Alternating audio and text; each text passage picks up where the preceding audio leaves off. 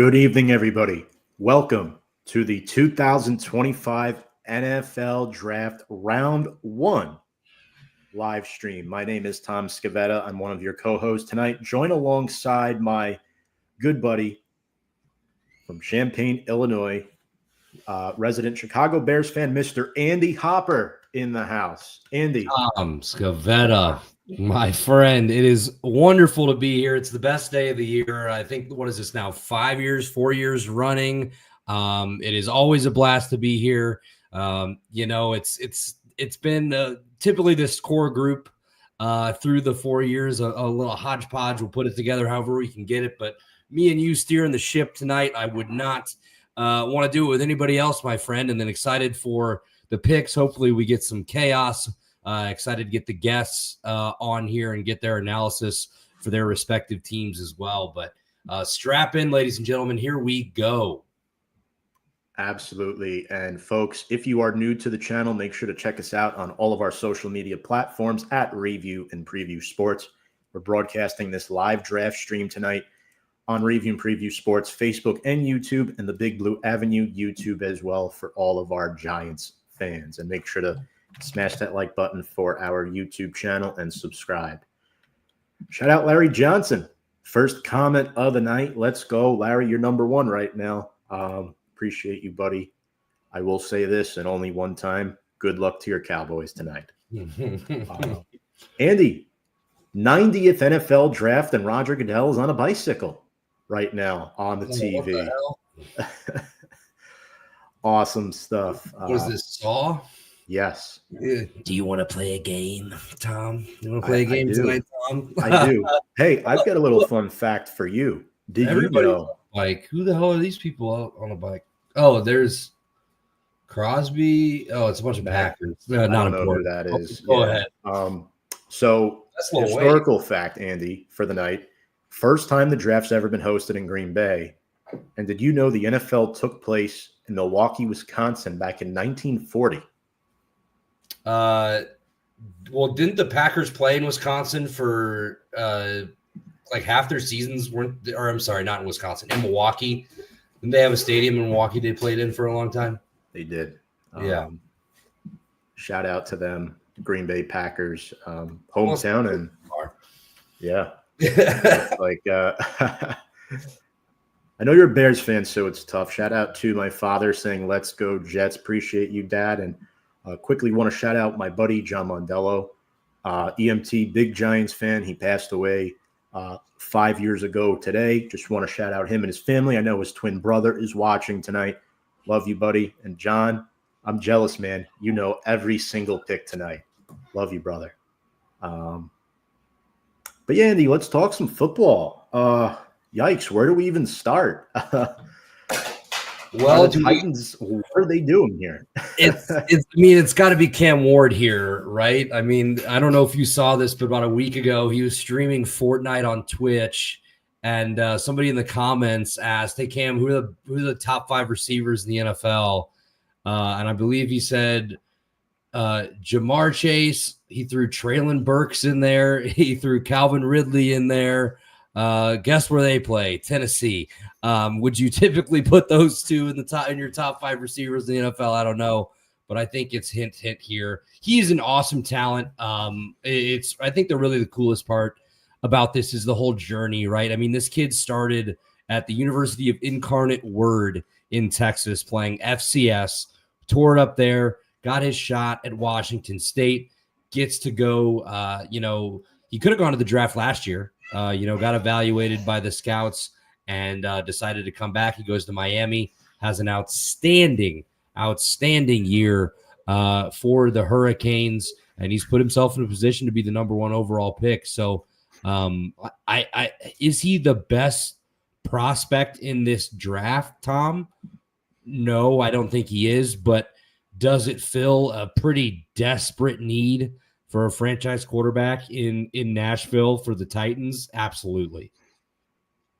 Couldn't have said it better myself there. And there's Clay Matthews, Mason Crosby, Charles Woodson, some of your good old buddies there, Andy, up in the NFC North.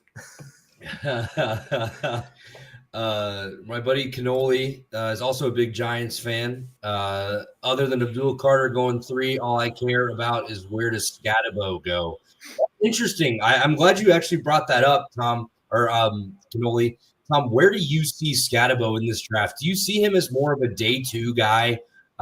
Surely he's not going to go tonight. I think I'd be shocked if he went tonight. But a second, third round type talent in your mind? I'd say mid to late third round. I think there's a good bunch of running backs all around the same skill set, same category. You got Ollie Gordon, you got, RJ Harvey at a UCF, you got Dylan Sampson, Cam Scatabo.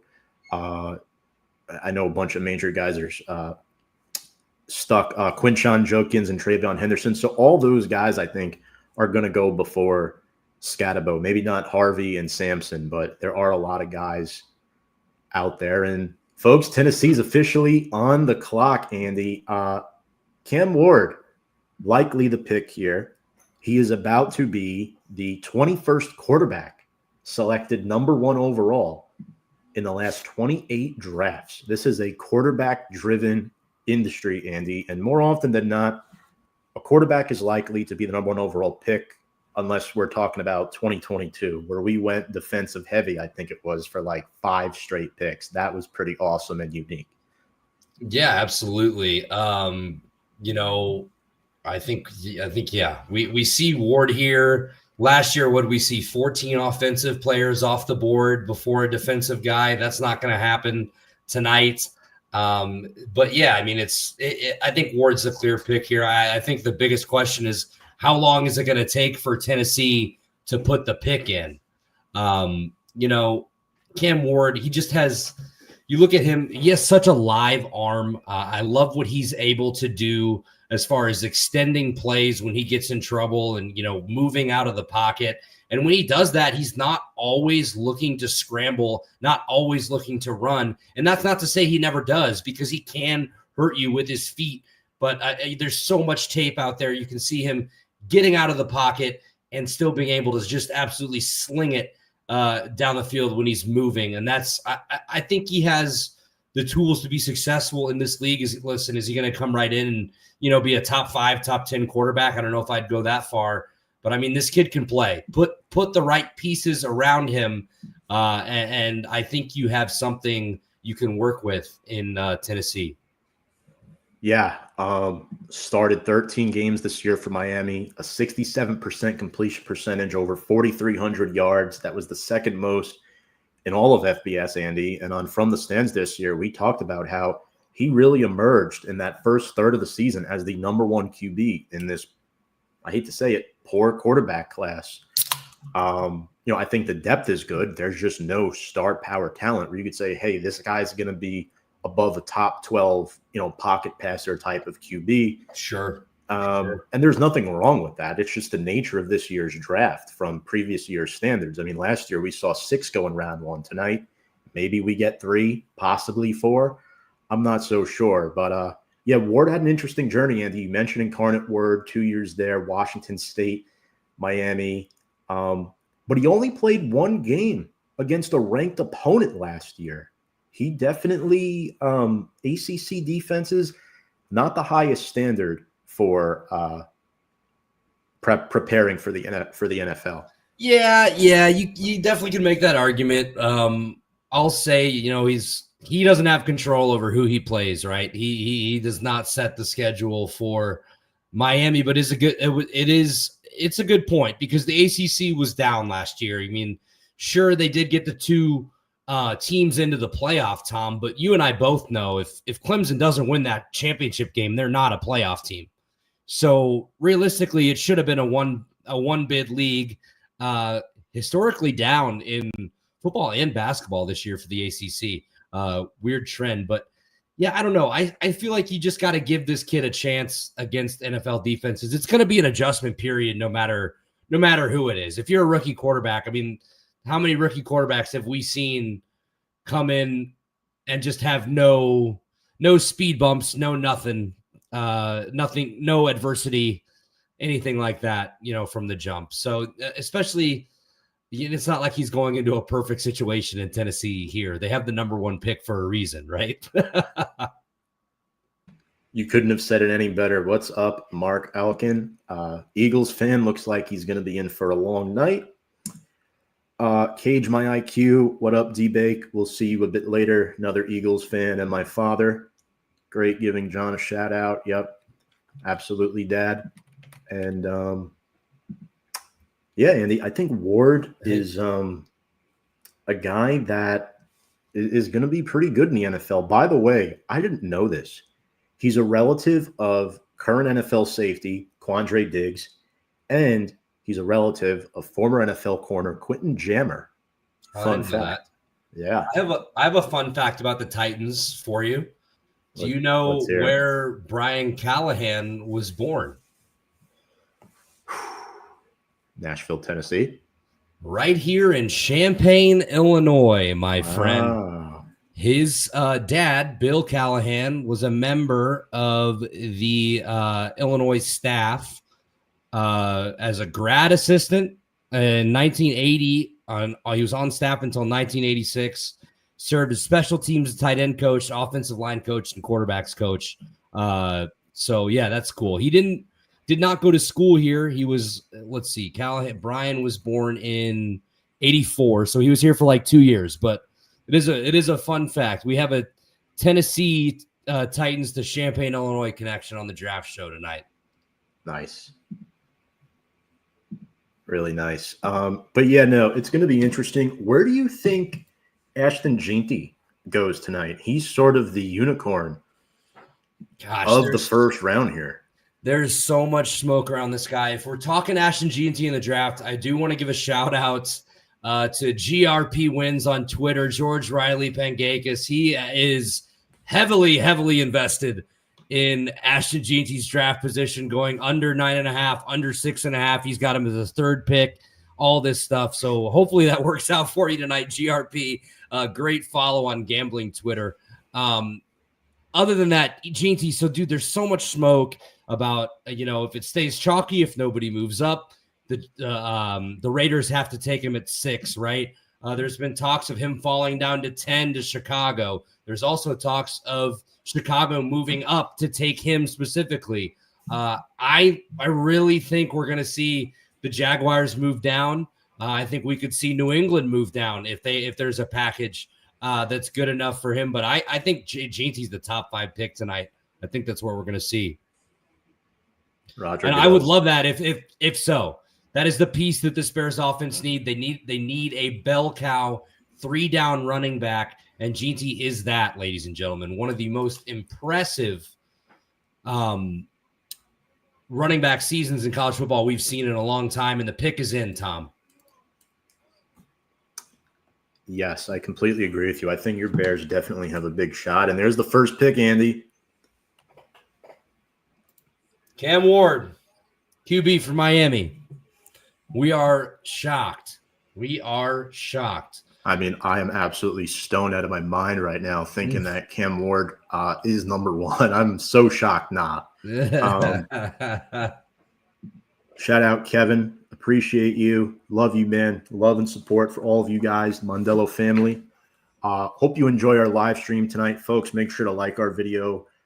Share the video around. It helps with the algorithm and it gets shown to more people. And we love to interact with all of our viewers. And hold on, we have a trade.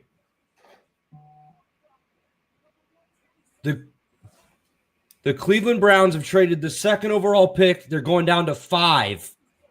Hold on, we got to do it.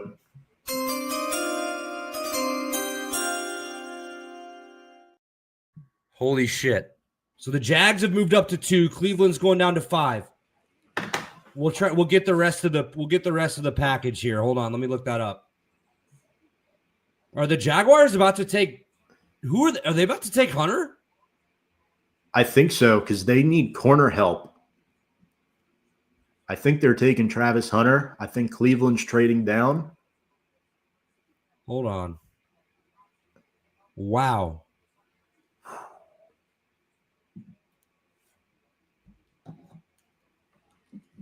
Well, we have our first what the hell moment, Tom. Wow. Yeah, man. I was just talking about the Jaguars trading down. This is a 6-pick trade, D-Bay. Can you give us clarification, guys? Because I we're got it. we're on the stream here. We can't check our phones. The Jaguars have traded up to number 2 overall. Browns are trading number 2 pick, a 4th round pick, number 104, a 6th round pick, number 200 to the Jaguars. Jaguars are trading the number 5 overall pick, a 2nd overall pick, number 36, a 4th round pick, number 126, and their 2026 first round to the Browns. They're taking Travis Hunter. It has to be for Travis Hunter, Tom. It has to be for Travis Hunter. Well, let's take a look. We have Champaign connection, the first 2 picks. Shad Khan, University of Illinois alum. They still have a house in Champaign, one of the biggest donors to the U of I. It is just U of I Central, and we're not even – there's no Illini getting picked yet. Is it possible they go Abdul Carter and try to fleece the Giants? I didn't want to mention this, but it is a possibility here. Tom, you brought it up. Hold on. I need to edit this. Because then if that happens – okay. This is not Shedeur Sanders, Matthew. No. I do appreciate the comment, though. I think they're content with Trevor Lawrence. They just paid him a whole lot of money.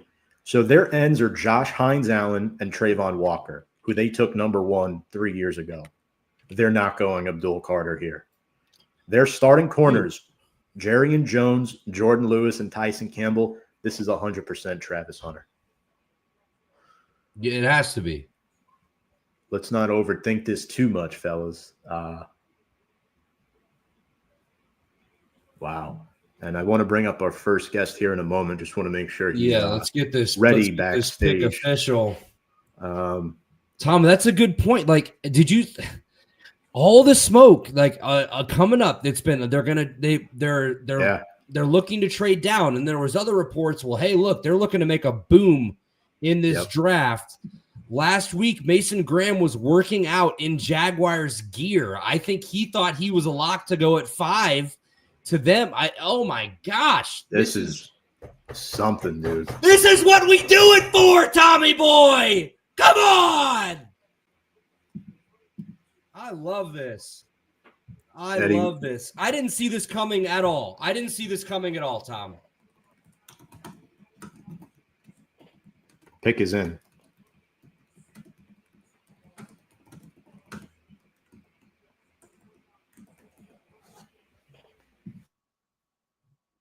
What is Just going to wait for Eddie to get his camera ready here, and then we will camera on, I should say. Then we'll add him up. But wow, Schefter's talking now. All right, let's bring up Eddie Atkinson. Have you seen Schefter's outfit, by the way? He has a hoodie on under a sport coat with a tie. Hysterical. What up, Eddie? Gentlemen, what's going on? How we doing? Eddie, how you doing, buddy? Pleasure. I'm doing well. Can't complain. Happy draft night. You're an AFC South guy. Thoughts on this move? Yeah. Can't say I'm surprised. I mean, Jacksonville, they need a lot of help everywhere. So I'm not too surprised. I had a feeling going into this week that one of these top 3 teams would trade back. I just wasn't sure on who. But yeah, I definitely think Jacksonville's going to take Travis Hunter with this pick right here. Wow. Eddie, you were high on Travis Hunter throughout the season. He's been an awesome college player, 2-way player. If he does play both positions in the NFL, do you think that's going to last, or is he eventually going to have to pick one or the other? Great question, Tom. I think it's something that we've seen happen before, with the likes of Deion Sanders and Devin Hester, among a couple others. I think it's something that's definitely possible for Travis. The main question is, will it be sustainable? Which I don't think it will be necessarily, given, number one, where he goes, and then how well he does his rookie season.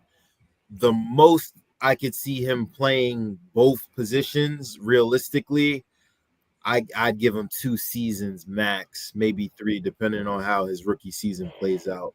I just feel like it's not even the physical, it's the mental part of it. Is you got to memorize the offensive and the defensive playbook, and you're a corner, and you have to you're the best athletes on the field. It's just so tough to do. And I know he said he wants to do it. Like he doesn't want to go to a team that's not going to let him play both ways. And I don't know if this is a fuck around and find out situation, Eddie, but and I'm not saying he can't do it either. Like we saw him, how well he played at the college level, but the jump is just it's astronomical. So we'll see, but they're certainly going to let him try. I just how does that work in meetings and all that stuff? I just feel like there's a lot that goes into this. Absolutely. It's tricky, but like I said, given the fact that he was coached by a man that did it, 100%. in Prime, I think Prime will have a lot of guidance and can steer him in the right direction when it comes to some of those hurdles that come with playing both sides of the ball. It's a great point. Arik Armstead. He's bringing the pick in. Yeah. Let's see. I'm fine either way. As long as he doesn't go to the Patriots. I'm okay. You know this. As long as he doesn't go to the Patriots, I am perfectly fine. So you'd rather play him twice a year than him go to New England? Yeah. That's cool with me. I feel like I can still somewhat root for him. I like this. But I just can't bring myself to root for any New England player ever. And just given what we've witnessed throughout our lives, I want them to stay horrendous for as long as possible. Here comes a pick, fellas.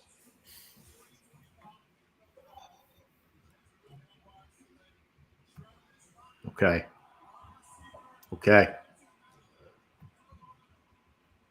We're on the clock. You saw it, Andy? Travis Hunter, ladies and gentlemen. Wow. Congratulations. No Heisman winner. Good for him. Heisman winner. Bright pink, the hot pink suit jacket, too. I'd be dancing if I just made millions of dollars like that. Good for you, Travis Hunter. Good for him. I didn't see his girlfriend in there either. Oh, there she is. Exciting two-way player, guys, right? I mean, receiver absolutely. Corner. Trevor Lawrence is going to be really happy about this. I mean, that's the biggest thing that Jacksonville has needed to do, right? Is just add talent around him. Because there's never been a question that Trevor Lawrence is a talented quarterback. I mean, shit, this guy has been, touted as the number one guy in his class since he was in like the 8th grade. Right. So I think it's just for Jacksonville. It's you got to have somebody else out there on the field that can do something. I thought it was going to be adding to that defensive line, but I think they feel pretty good about it there already. Obviously, if they do, they needed corner help. He can come in and he can make plays on the offensive side of the ball too. So I'm really excited to see how all of this is going to work. Absolutely. I think too, receiver wise, he gets by with talent over technique, great catch radius and vert, good hands and speed, maybe some more route running for him in the NFL, maybe polish up on that a little bit. And then at corner, I think he's got good anticipation, excellent, I should say, in man or zone. Mm-hmm.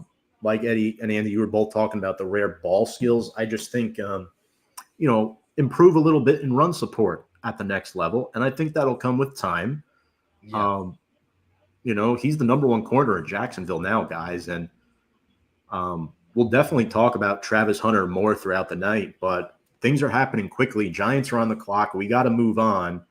And before we bring up our next guest, my co-host from Big Blue Avenue, Sam Cardona, made a prediction about where the New York Giants are going with this pick.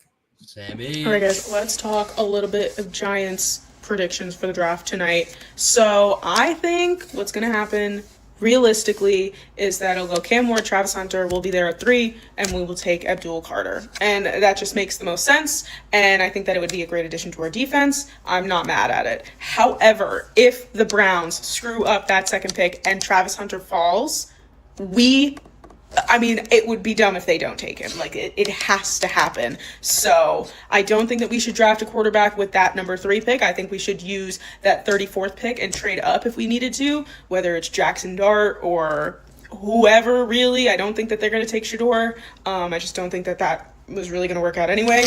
But yeah, so realistically, Abdul Carter would be really cool if it was Travis Hunter. And then with that other early second round pick, we could use it to trade up back into the first round for a quarterback. But let's see what happens. She's spitting facts over there. She's spitting facts. I want to throw this up real quick. Just Matthew Cox, my buddy Matt. Honestly, hate the pick for the cost. So he thinks they might have given up too much for Hunter. Interesting. But we are on to the Giants. Ant, how are you doing, my friend? What's going on, guys? How you doing? What are you? So, Anthony, talk to me. Crazy How start are you to feeling? this draft, huh? Holy cow! I was not expecting Jacksonville to trade up, man. That was a shock. And Tom, you mentioned it when they traded up. I had that thought because I really want Carter, and I thought they were going to snag him. But Hunter's a great pick for them, as you mentioned. They need corner help. They could even use another wide receiver if they want to use him on both sides of the ball. It's a good pick for the Jags. It was a lot of picks thrown around there. I saw they kind of flip-flop back and forth with the Browns. So we'll see if he's worth the haul that they had to give up. But yeah, I agree with Sam. I saw her little pre-tape. I think the Giants are going to take Carter. For me, that's the guy I've wanted since day one. So I'd be very excited if they took Carter right now. Let's immediately. Let's pose this. Do they trade Thibodeau? No. If they take Carter, no they way. pair them together. Here's why they're not going to. They picked up the 5th-year option. This is the blueprint of New York Giants football. Rush the passer. Get back to the meat and potatoes of New York Giants football, smash mouth style. Speaking my language, Tom. This is kind of like the layup for tonight. This is the prelude of what's to come later. The real question is, do the Giants trade back into the first round later on? I like what she was saying about that 34th pick. I already know who the pick is. They have Burns also. I was trying to. This is the same team that drafted Daniel Jones. We can't count them out for doing something stupid. I won't be happy until I hear his name and see him walk across the stage. Here we go. There he is. Okay, let's go. Got an edge rusher in. Thank God. Guys, finally, Dexter Lawrence has some help on that line. He said to Giants fans, I'm going to be a New York Giant tomorrow. What is the feeling immediately after this pick? He's welcome with open arms. 12 sacks this year. He played really well against Notre Dame in the college football playoff. I think the one concern about him was the shoulder injury he played through and then the stress fracture they found in his foot. But he's okay. Neither of those have bothered him that much. I mean, this is a guy who can dart around blocks. You know, he can scrap the point of attack really, really well. Big Ten Defensive Player of the Year. We can go on about the accolades. Now, 6'3", 250, he's a bit undersized. I think I want him to put on a little bit more muscle mass. But if you remember, Michael Strahan was 255 towards the end of his career. So this is a guy who could play the 5 tech. He can drop back into linebacker. And the biggest thing for me, fellas, is at Penn State, he started off as an off-ball linebacker, and then he went to the 5 technique, and then he could play some of the 4-eye as well. So this is probably the best defensive player we've seen out of Penn State since Micah Parsons. Absolutely. Yeah, I agree with you, Tom. He's going to be a generational player for this team. And if they can hold on to him, he's going to be making plays on that line for a long, long time. And I look forward to seeing him at MetLife this coming season. There's LPG. I just saw him pop up with the Carter nameplate. He's got to be pumped. But yeah, I'm super excited about this pick. We're going to try to get Eddie back up here in a moment. But damn, man, I'm so pumped. Dexter Lawrence, Brian Burns, Kayvon Thibodeau, and Abdul Carter. Look, the Giants lost Azeez Ojulari. They sort of supplemented that with Chauncey Golston in free agency. So to go and get Carter, whose motor is insane. I mean, this guy doesn't take any plays off. Motor is the biggest word that describes him to me personally. So, and I don't know about you. I mean, I'm really excited. We're seeing stats of him now of dropping back. Yeah, I'm watching and seeing it as well. He's going to be great in coverage. He's going to be great off the ball, play recognition. Even like when you mentioned the Notre Dame game, he was hurt. And I was thinking, oh, maybe we won't have to worry about him. Even with the bum shoulder and the stress fracture in his foot, he's running right past tackles, guards, and I'm seeing a highlight from that bowl game as well. He's a freak, man. I can't wait to watch this guy in blue, tearing it up for the Giants. It's going to be fun to watch. Back when men were men. That's right. That's right, Matt Cox. Yes, like going back to the old ways. Finally. So, all right. We kind of knew this was coming, right? We kind of felt this. Now we go to the Patriots at number 4 on the clock. Do they go with some offensive line help to protect Drake May? Are they a candidate to potentially move down? There's been a lot of talk. Is it Will Campbell from LSU? Do they maybe go Membo here? Or do they go something completely different? It's Will Campbell. They need to protect the franchise quarterback in Drake May. We saw glimpses of him being a good quarterback next year. I think he has top 10 potential this season. And you have to start by building those cornerstones, those building blocks, like a Will Campbell, a guy who played in the SEC. He's tested. For Drake May to succeed in the NFL, he needs at least a couple good linemen in front of him, like any quarterback does. He's mobile, but he needs time in the pocket. We saw that awful loss in London against the Jacksonville Jaguars where he played well, but you want to limit May's turnovers, and he'll get that with maturation over a while. But, guys, Will Campbell's the pick here. Yeah, absolutely. Even when you look back at that Patriots dynasty, the O-line Brady had when they were going to win those games, putting up record-breaking numbers on offense, it was unbeatable. It's the best O-line in the league. And any good offense, you need to have a solid O-line protecting your guy back there. And, yeah, it's like I agree with you, Tom. It's a no-brainer. They got to go Campbell with this pick. Well, I think it's so funny. It's like you look at this guy's resume. He came into LSU, started as a true freshman and never missed a game in his entire career. He has the durability. He's so cerebral. You put him on tape, he's just smart. He just does what you're supposed to do as a tackle. And then, we just get so caught up. Oh, this guy's arms are short. Oh, well, okay. Well, watch him play. I don't give a fuck how long his arms are. Okay. So, I mean, if that is where they go, I think they're getting a hell of an offensive lineman, a guy that can come in and make an impact right away. Like, do you realize how impressive it is to play for 4 years in college football and never miss a game as a fucking lineman too? As a left tackle? Come on. That's crazy. That's crazy. It's unheard of, honestly. Eddie, what do you think of Abdul Carter to the Giants? Excellent pick. I think that puts New York squarely in like top 5 D-line in the league conversation. I mean, him, Dexter Lawrence, Thibodeau, and Brian Burns all together is going to be scary for a lot of teams. I can't wait to see it. Agreed. And you have to, because you're going up against QBs like Jaden Daniels, Jalen Hurts, Dak Prescott. Dak's not that big of a deal. Well, he can still throw the football, but the mobility of Hurts and Daniels could cause problems. You need guys that can contain the edge, and Carter's a guy that could drop back into his zone, deflect the pass. Right. He could rush the quarterback, and he's pretty solid in run support too. I like what I see. Absolutely. I like what I see. But yeah, no, we're waiting on Alec Walt. He ran into a slight conflict, but he is joining. He may just be a minute or two late after the pick, but we were just talking about Drake May, Eddie, and what he needs. You need that left tackle, right? Mike Vrabel, the new head coach, defensive-minded guy. I mean, you can't rule out Mason Graham here. Mm-hmm. But all in all, I do think Will Campbell is the pick for New England. I think he needs a new organization.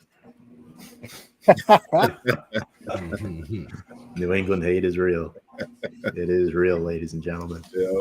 And Tom and Ant, you guys notice I was a Giants fan for 2 days. You know the 2 days I'm talking about. Probably the best 2 days of your life, I bet. Yeah. 42 and Yep. 46. The most You already happiest know. 2 days of my life. You already know. Never All forget right. those days if I tried. Right. Guys, did they say the details of the Browns trading back? What they give up? Did they give up their second rounder as well? Oh yeah, I got you. Hold on. So the Browns are trading number 2 overall, a 4th round pick, a 6th round pick. Jaguars are trading number 5, a 2nd round, a 4th round, and their 2026 first round pick. Oh wow. So yeah, Jacksonville gave up a lot. there he is.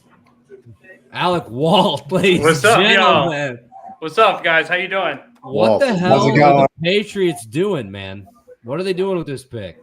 I mean, I'd be shocked. I mean, did you guys see it yet? I might be on delay. Here it is. here Here we it go. is. Yeah. Coming I in think they're now. going offensive line. I'm not saying a word. I don't want to spoil it for our. Let us know, Alec.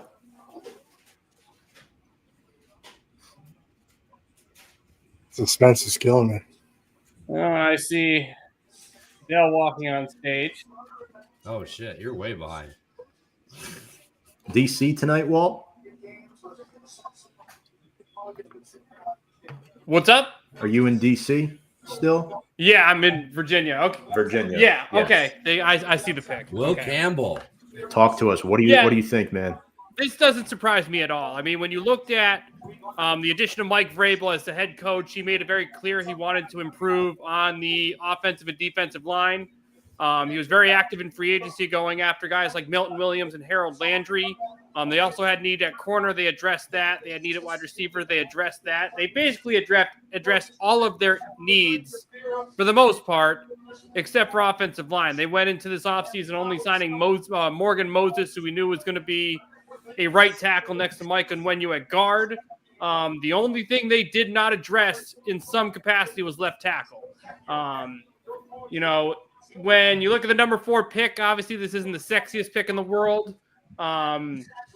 It's a left tackle, but at the end of the day, they need to protect Drake May. He is who they've committed to as the future of the franchise. So at the end of the day, they needed to improve at a premium position. According to this draft, he, for the most part, is the best player at that tackle position. So they have a wide open opening right there at that spot. And it looks like day one, he'll be the left tackle moving forward for the New England Patriots. Love it. Do you think he's an NFL left tackle long term? Are you concerned about his arm length, or do you think that's just a ridiculous, nitpicky type of critique? I think it's a ridiculous critique. I mean, I've been pretty vocal most years about how I think some of the criticism or combine storylines are a little bit ridiculous. Obviously, when it comes to arm length and shit like that, they're going to certainly harp on it. When it comes to finding criticisms, when it comes to Will Campbell, he's a guy that has succeeded ever since he arrived there at LSU. I mean, he's been amongst the best offensive linemen. I have the stat in front of me in college football these last 3 years. I mean, was a second-team All-ACC, freshman All-American, freshman All-SEC at left tackle every single game in 22. In 23, he was first-team All-SEC, started all 13 games left tackle. Last season was an AP All-American, first-team All-SEC, and was one of the best offensive linemen in the league, which shared the title with Kelvin Banks, whose name we're going to hear later today. When it's come to performing at the SEC in the SEC level competition, he has absolutely performed. And when it comes to the coaching staff that he was a part of at LSU, I mean, you guys know it, or Tom, you being a Notre Dame fan, Kelly's produced a lot of offensive linemen that transferred very well into the NFL during his time with Notre Dame. So I trust the offense or the coaching staff he's been with while developing at LSU. So at the end of the day, the Pats needed offensive linemen. He's someone that has shown the upside 3 consecutive years, being a dominant starting caliber left tackle for one of the best universities for college football in America. So I think this is a very good pick for the Patriots.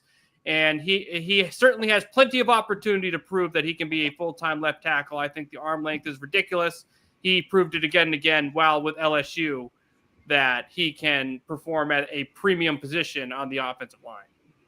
Thank you. Love the analysis. Thank you. Love it. Browns are on the clock. They did not trade back again. Who is it? I mean, Matt thinks it's going to be Mason Graham to shore up that defensive line. That's an interesting ad on the inside of their D line. If they do choose to go, they haven't taken him yet.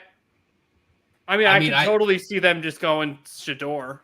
The pick, yeah, that'd be hilarious. Why not? The pick is in, but they have not announced it yet.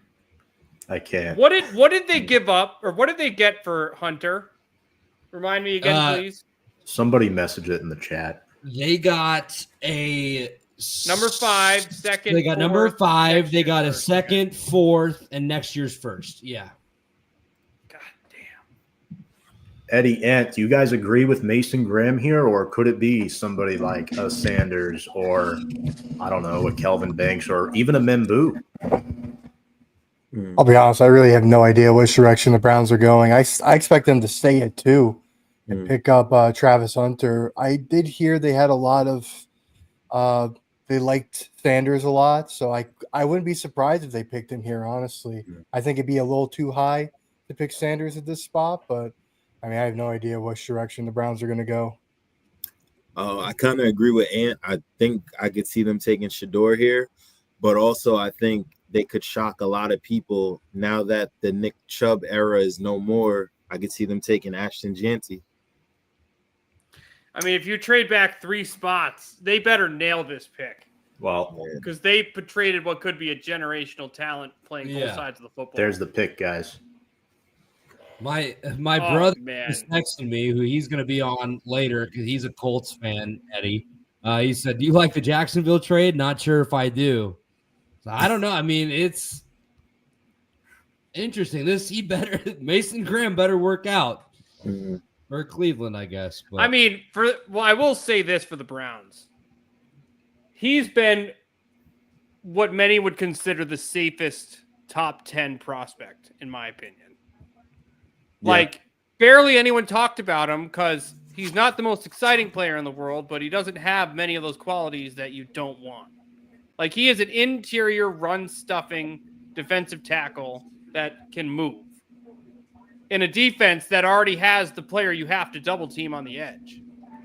So if he's in a lot of one-on-one battles, he's going to be excellent on this defensive line in Cleveland. Everything will come down to how good Hunter is, because if he works out on both sides of the ball, that is a huge risk they're letting go on the trade market. No, absolutely. I think this is a great pick. Just 21 years old, number 1 DT in this class. You could line him up next to their newly signed veteran, Dalvin Tomlinson. You have him. You have Myles Garrett off the edge. That defense is a force to be reckoned with. He had 24 bench press reps at the combine. He is a 3-tech. He provides activity, effort, and quickness. His nonstop motor will bode well in the NFL for sure. And I don't know if he has enough arm length to collapse the pocket consistently, but I think he's going to be great against the run, something Cleveland struggled with mightfully last year. Wow. What do the Raiders do here? It's not Shador. I don't think it's a quarterback. See, this is where I could see Jeanty going. Has to be Jeanty. I was about to say they need a running back, so Jeanty would be a good pick for them. Let's look at it here, right? The Raiders I do think the Raiders are going to break our hearts, Matt. Bears fans, I don't look away. Let's see. Look away. Pick is in. Oh, wait, maybe not. No, they're going to Mason Graham interview. Sorry. I think they're quick. Yeah. I could see them going after Will Johnson. Matt says it's GT. I hope it's Will Johnson. Yeah. Their corners were very suspect last season, so I think that's very true. That can come in and give them some much needed help right away. Let's see how it goes.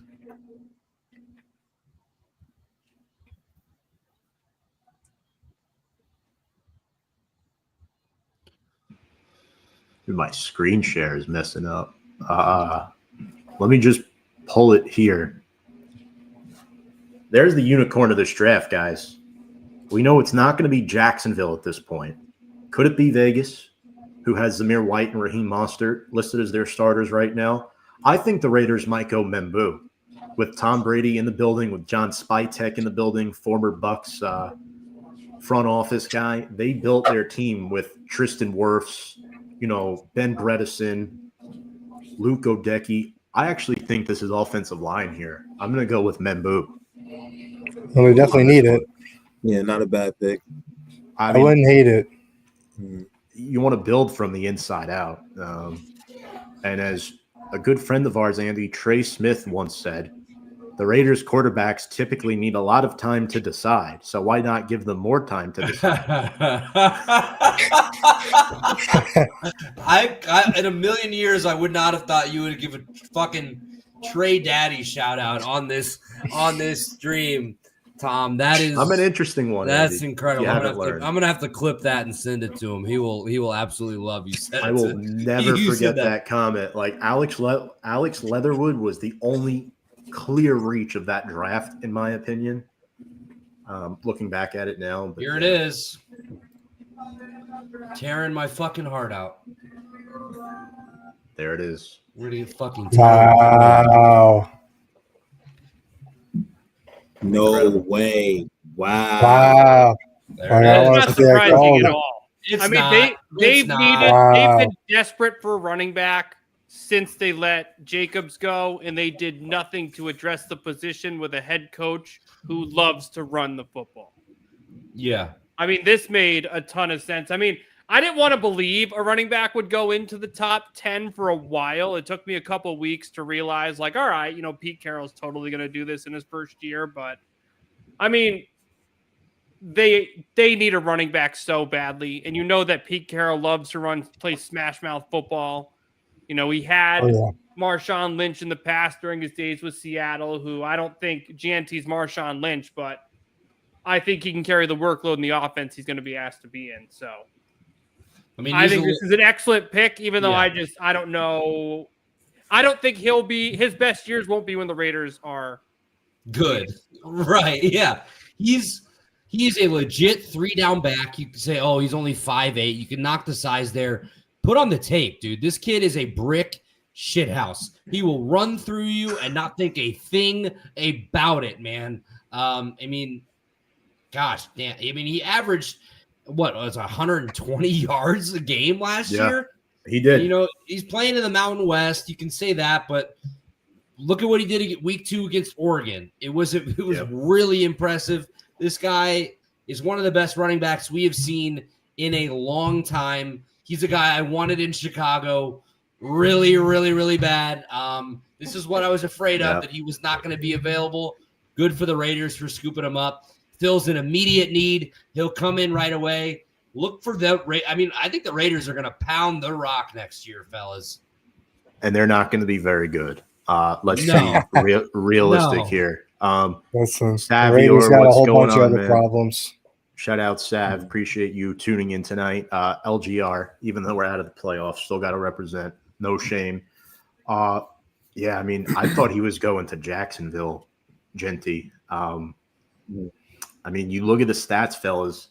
29 rushing touchdowns, second in the FBS. He rushed over 2,600 yards. He is the first Boise State player picked in the first round since Leighton Vander Esch in 2018. The Butcher, we call him. Yes, I remember Vander Esch all too well. Quick question for Indio. Let's say Genty did make it to Chicago. Where would that leave DeAndre Swift?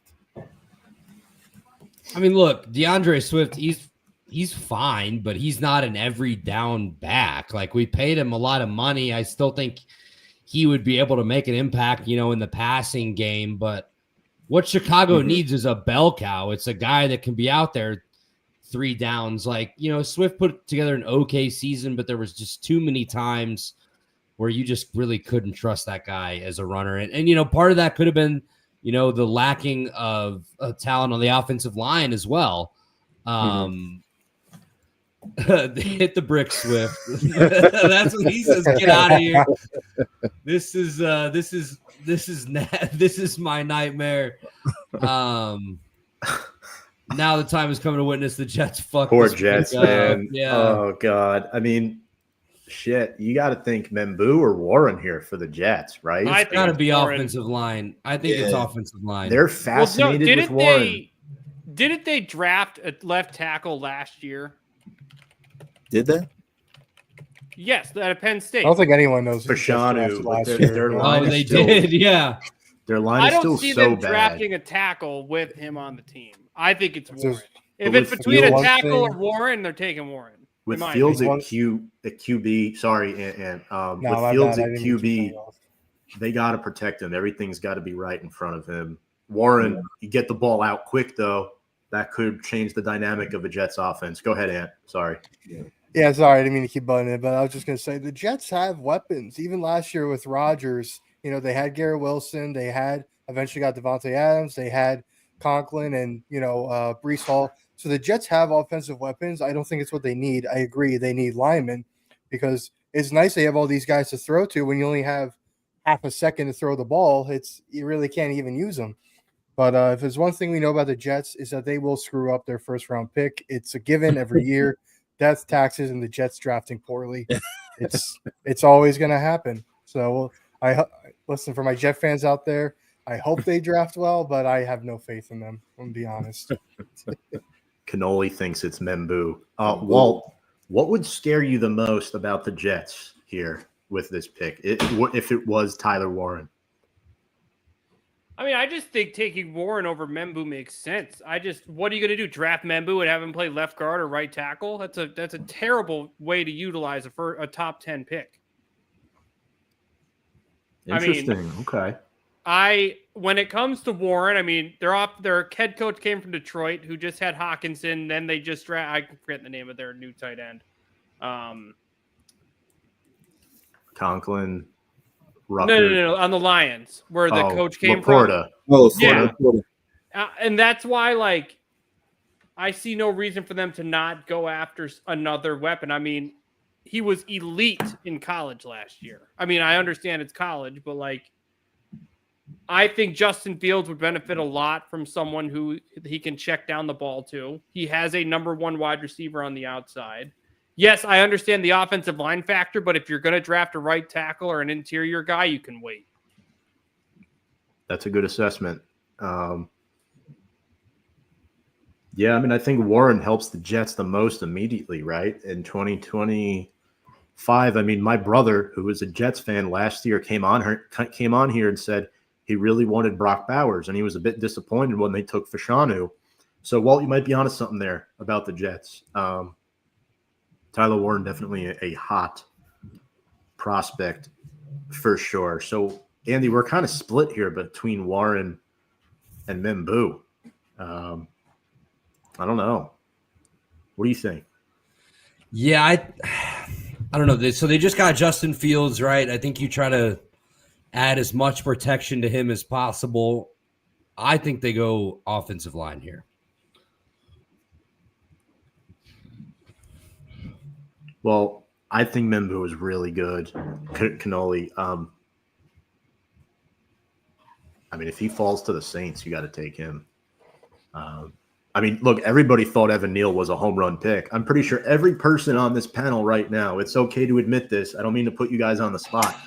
All the top analysts, all of us here thought Evan Neal was a good first-round pick, no? I'll admit it. In the day. I was stoked when they picked him. I was like, finally, we have a good lineman. 4 years at Alabama, never gave up a sack. It's like, how do you even think that guy's going to turn out the way he did? It was unfortunate. It looks like the Jets are in. I see it. Andy, you see it?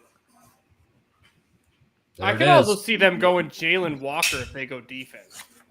I'm just throwing names out there because I have about 10 seconds to do it. But if you the defense wasn't awful last year, I love the tape for this guy. He is really, really big, but he can move. His feet 332. My God, he can stay in front of these these edge rushers, he's impressive. He is very impressive on tape. Way more athletic than you would think for somebody that's 6'4", 332. But he's got good hands. He's got good feet. I think he moves really well. I know, some people have said maybe he might have to move over to guard, but I think he grades out as a tackle. So I think this is a good pick. You add him to that offensive line in New York, hopefully give Justin Fields as much time as possible to make some plays. But Membo going to New York. So Carolina up next. Tyler Warren still on the board. Looks like the pick's already in. The pick is already in. They ain't playing around. I'm going to take a guess. Tyler Warren is still there. And Tommy Tremble is their starting tight end. Walt, remember, you loved Tommy Tremble as a prospect back in the day. He's still a starting tight end in the NFL, which is crazy. I didn't think the dude was getting drafted. And then this guy went in the 3rd round. I looked like a real idiot back in the day. So, Alec Walt, shout out to you. Tommy Tremble has been the Panthers' starting tight end for the last 3 seasons. We'll see if he's still the tight end next year, depending on who they take with this pick. But oof. Also, Walt and Ant, if you guys got a dip at any point, let me know in the private chat. You're welcome to stay as long as you'd like. I'm home already. I ain't got nowhere to be, so I don't mind hanging out for a little bit. Hell yeah. I just had some empanadas. I got a beer. I'm all set. So what position on the Jets line does Membu play next year? Left? I think they might right tackle. Right. Yeah, Oh, you right think tackle. so? Oh, so we're all mixed on this one to prove Walt's point. Oh my God. Honestly, think anywhere. hard. I Put him just saw anywhere. the Yo. Carolina pick, and we're not, you're not Wow. gonna see this shit coming. I'm telling you, you're not. ESPN went to commercial. Oh my God. Don't say it, Andy. This is bad. Oh no. Can I take it? No. This I'm is- on such a bad delay that everyone's like, oh, and I'm just No, it's sitting here not. like, I've been following it on Twitter, so I make sure I have all the banners and shit right. And holy shit, that is not what I was expecting. I will just say that. I'm staring at a offensively, Goodyear commercial right now. I don't know who they picked. So Yeah. Thanks a lot, ESPN. God forbid they go 5 minutes without an ad. God forbid.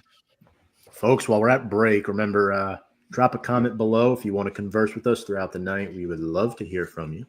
Thanks to everybody that's been hanging out so far with guys are us and awesome. filling up the chat. Absolutely awesome. Adding to the conversation. Giving Andy, us how some far good are you laughs. how far are you from Lambeau? Oh, 5 hours, maybe a little bit more. Let's see. Probably a little bit I farther actually than don't that. have a problem with this pick. This is crazy. It's just not what I thought was going to happen. I don't even know who it is. This delay. You know what's sucks. crazy? One I of the don't know mock either, drafts, man. I'm with you. one of the mock drafts that me and Tom put together had this player going to Carolina. Really, Eddie? Yeah. Matter of fact, So you actually, I see think- who it is. Yeah, 5 hours Yeah. and 8 minutes, Walt. I was right Yeah, on let's- it. Yeah. Really? What broadcast you guys watching? I'm staring at commercials. So Yeah. This is ridiculous. also Impressive, Andy. breaking news, Giants are picking up Kayvon Thibodeau's 5th-year option. Okay. Dude, that I like pass it. rush is going to be insane. But yeah, I think this is going to be a great fit for Carolina. In all honesty, Andy, question for you. Is this pick going to be the level of this?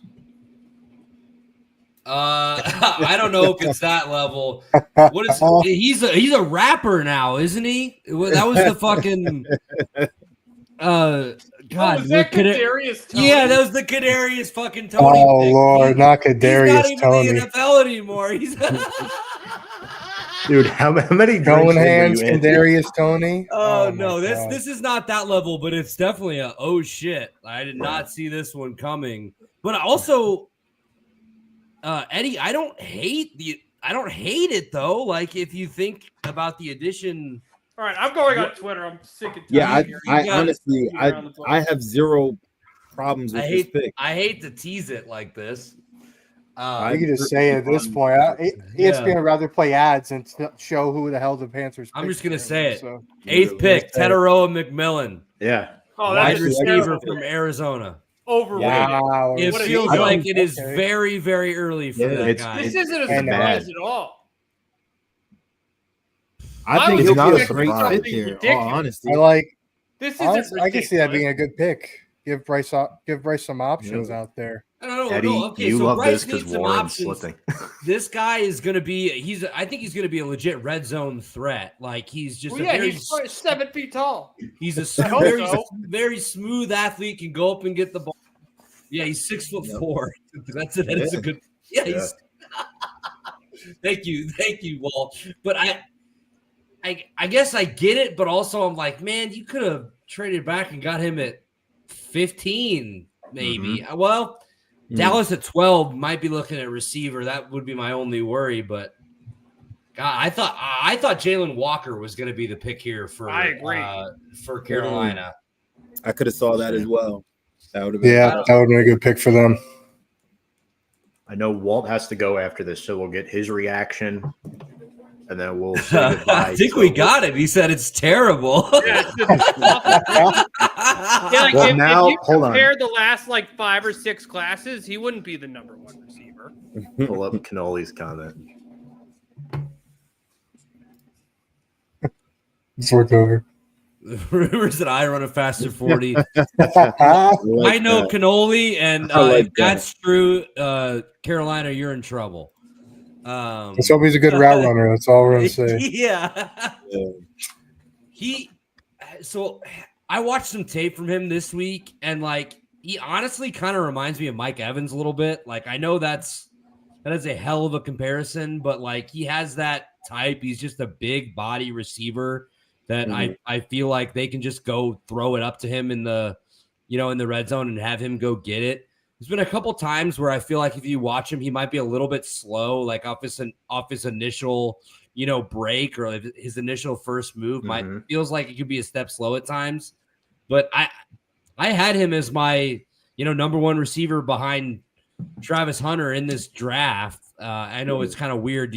Where do you put him, Hunter, in your top 5? Is he a corner? Is he a receiver? Right. But it's him, and you can make the argument that maybe Matthew Golden's better, but they're so different. You're talking about a 6'4", throw it up to him as opposed to a 5'11" guy that runs a 4.2 940. So I don't know. It feels very early for this pick. I guess it feels a need.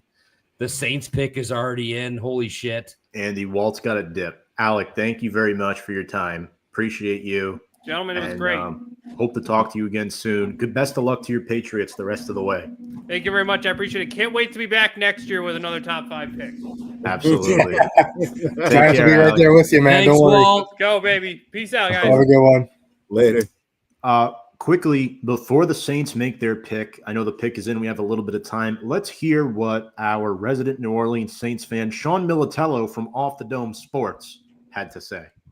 How's it going, guys? This is Sean from Off the Dome Sports. Today is draft day. It's going to be a crazy day, especially for the New Orleans Saints picking 9th overall. The most need and what the Saints are going to realistically draft is going to be offensive tackle.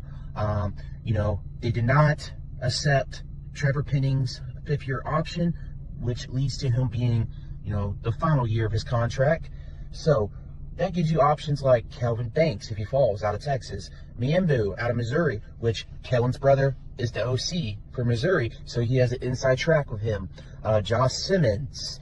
You got guys like Will Campbell if he falls. A big sleeper that nobody has mentioned to the Saints is Josh Connery Jr. out of Oregon. So that's another person to look at 9 that a lot of people have not, really said or predicted at 9. Offensive line could be the pick. Shedeur Sanders could be the pick. Tyler Warren could be the pick. Jalen Walker could be the pick. I think Kelvin Banks is a possibility here, fellas. I wasn't thinking that before today, but after watching Sean's video and reading reports from New Orleans reporters, not general public reporters that we see online, offensive line makes a whole lot of sense. Yeah, I totally agree, Tom. It's really interesting, though. I guess this means they're they're confident that Derek Carr is going to be okay for next year, or they're rolling with Spencer Rattler and hopefully getting a top 3 pick next year. If they go offensive line, obviously you want to build in the trenches. That's never a bad idea. But if this is not Shedeur Sanders, Tom, I think this really starts the conversation. How far is this kid going to fall? Look at the teams that are picking in the teens. Do they need a quarterback? I don't think so. Are we setting this kid up to go 21 to the Steelers? Are we setting him up to, fall even further than that? Does somebody trade up to get him? Do we see Jalen Milroe? Do we see Jackson Dart jump over Sanders? Reports that his interviews maybe didn't go awesome. But this is really interesting here. Eddie, I want to turn to you. Mm-hmm. Correct me if I'm wrong. You actually had Jackson Dart ranked as your favorite quarterback in this class. Why? Absolutely. 1000%. I would say, given what I saw from watching his film and just from how well he performed at the combine, I think out of all of these QBs, he's the most pro-ready. I feel like the only reason he hasn't received as much, glitz and glam as some of these other guys is because he attended Ole Miss. And even though that's a SEC school, it's a school that isn't really shown, a ridiculous amount of love, unless they're playing an Alabama or a LSU or a Georgia. The spotlight's not necessarily on them, which is why I don't think he's been given a lot of the spotlight like he should. But just what he's put forth in his draft process has me, fully believing that he's the most pro-ready out of all of these rookies. Thick as in, fellas. Kelvin Banks. Eddie, this is your guy from Texas. Hook 'em Yes, horns. sir. Hook 'em. Hook 'em. And Anthony, we can now breathe a sigh of relief because we were told before that Jackson Dart would not go past number 9 tonight. Yes, I'll see him tomorrow. Let's That would pull be up wonderful Canoli's. for you guys. If I you would guys love are that. able to get him, That was my ideal draft picks. We get Carter at 3, and Dart falls to the second round. We get him as well. That would be, for me, best case scenario for the Giants. yeah, that'd be amazing. But New Orleans, they're getting a phenomenal player in Banks. Andy. He did a great job for the Texas Longhorns these past couple seasons. I'm going to miss him a lot. It's just unfortunate that he spent majority of that time protecting Quinn Ewers. But let's There was see. a few games Arch was back there, Eddie. Couple games. Not enough. I mean, Ewers shared his address a little bit too much in the pocket. So, Yeah, exactly. The Bears pick is already in. and Andy, you're a Bears fan, so I hate to segue Which like way they this. going? I like Kelvin Banks, but It's we'll got to talk- be best available at this point. It has Warren. to be best available. It's got to be Tyler Tyler Warren. Warren. It has to be Tyler Warren here. Oh, that- Not oh, that that's I good. 100% agree with that pick, but fuck, you think about 6'6" tight end. You can put him at tight end. You can put him on the outside. Hell, this guy can go under center and take snaps for trick plays if you need him to. Ben Johnson will have an absolute field day with this kid. Was That's he for my sure. ideal person that you go after? And I haven't looked at anything. I haven't seen what the pick actually is, but I think logically you take the best available player on the board at this point, which is Tyler Warren. Do you potentially take a Jalen Walker here, or do you go out of the box and you go a Jahad Campbell from Alabama and add to the defense? I think they want to build offense first. Obviously, you missed out on G&T. I think it's Tyler Warren here. I don't know. I'm nervous. The Bears pick is in. They do have Kmet, Notre Dame, but Canoli. Vegas had Dart at plus 200 yesterday and minus 400 yesterday. for what? For Dart to go in the first round. So Oh yeah, he's going in the first round because yeah. we talked about this earlier. If you're a quarterback and you go in the first round, you got the 5th-year option, right? Teams want 5 years of control over a QB, especially if he's good. Right. That's why if you're the Giants or the Browns, you really can't afford to wait until 33, 34. So let's brace Andy with some silence here as Chicago's about to make their selection. Yeah, let's see how it goes. I just saw it. And then we're going to bring up our next guest. Came through. Well, Well, I'll get I to think little if bro's they do comment. pick Warren, it makes a lot of sense because I feel like Chicago runs a lot of 2 tight end sets. So between him and Kmet, that would be a really good 12 personnel. Yeah, he would be a good pick for them for sure. There's these 2 ladies talking for me on ESPN. I don't know who they are. To be Yeah, honest. they're not the Rogers not at the panel yet. Well, okay, who would it be if it's not Warren though? Who do you guys like if it's not Warren? The only other thing I could see for the Bears is offensive lineman. Let's see. I don't But really they're know. all Josh Connerly, maybe. Yeah, It's but I kinda can't early see for them. him. I can't see a 3rd lineman going in the first round. Mhm. That just wouldn't make Warren any would sense. make to sense. No, I agree. But the It's- Bears it's don't Warren. Bears will make sense. me. Eddie, do you Yeah. think it's Warren, 1, and do you want it to be Warren, 2? I think there's a strong possibility it could be Warren. Do I want that? Absolutely not, because he needs to come to Indianapolis. Hell yeah. But Here it is, boys. Oh, I fuck. could definitely see it. Oh, man. Here we go. Start praying, Eddie. Got to. Shout out my little brother, Jack. What do we think of the Jets pick? I think it's a solid pick with Membu. I think it was expected. Wow. You want to build from inside out. Wow. I just saw it. I'm a Yeah. little behind. Yeah. Come on, Roger. Get your ass out there. Ryan Poles. Wow. There we go. Finally coming for me. So it's a tight end, Wow. not the tight end I thought it was going to be. Yeah. Colston Loveland, okay, he's not as versatile as Tyler Warren is, but you could argue that he's a better pure pass catcher and route runner. Okay. Okay, it's another weapon on offense. Dude, Eddie's I have pumping no air right idea now. how to feel right now. I don't know. I'm Wow. shocked.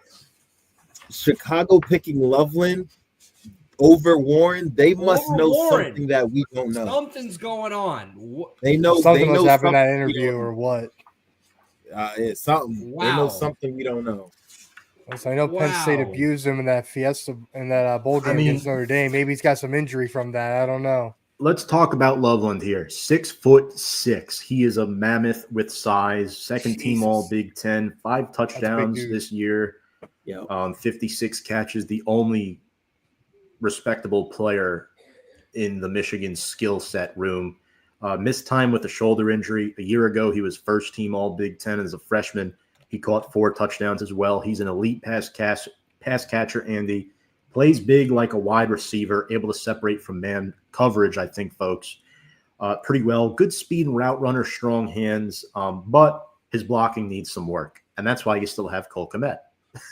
Absolutely. Cole Kmet be the big burly blocker on the inside. I did actually see Colston Loveland play in person this year. When Michigan came to Illinois in that game, 7 receptions on 11 targets for 83 yards. I mean, he was far and away Michigan's best threat in the passing game.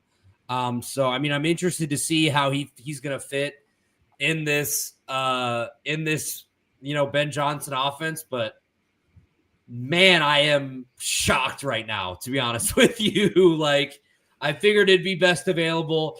Did I have Colston Loveland as the best available on my board? No.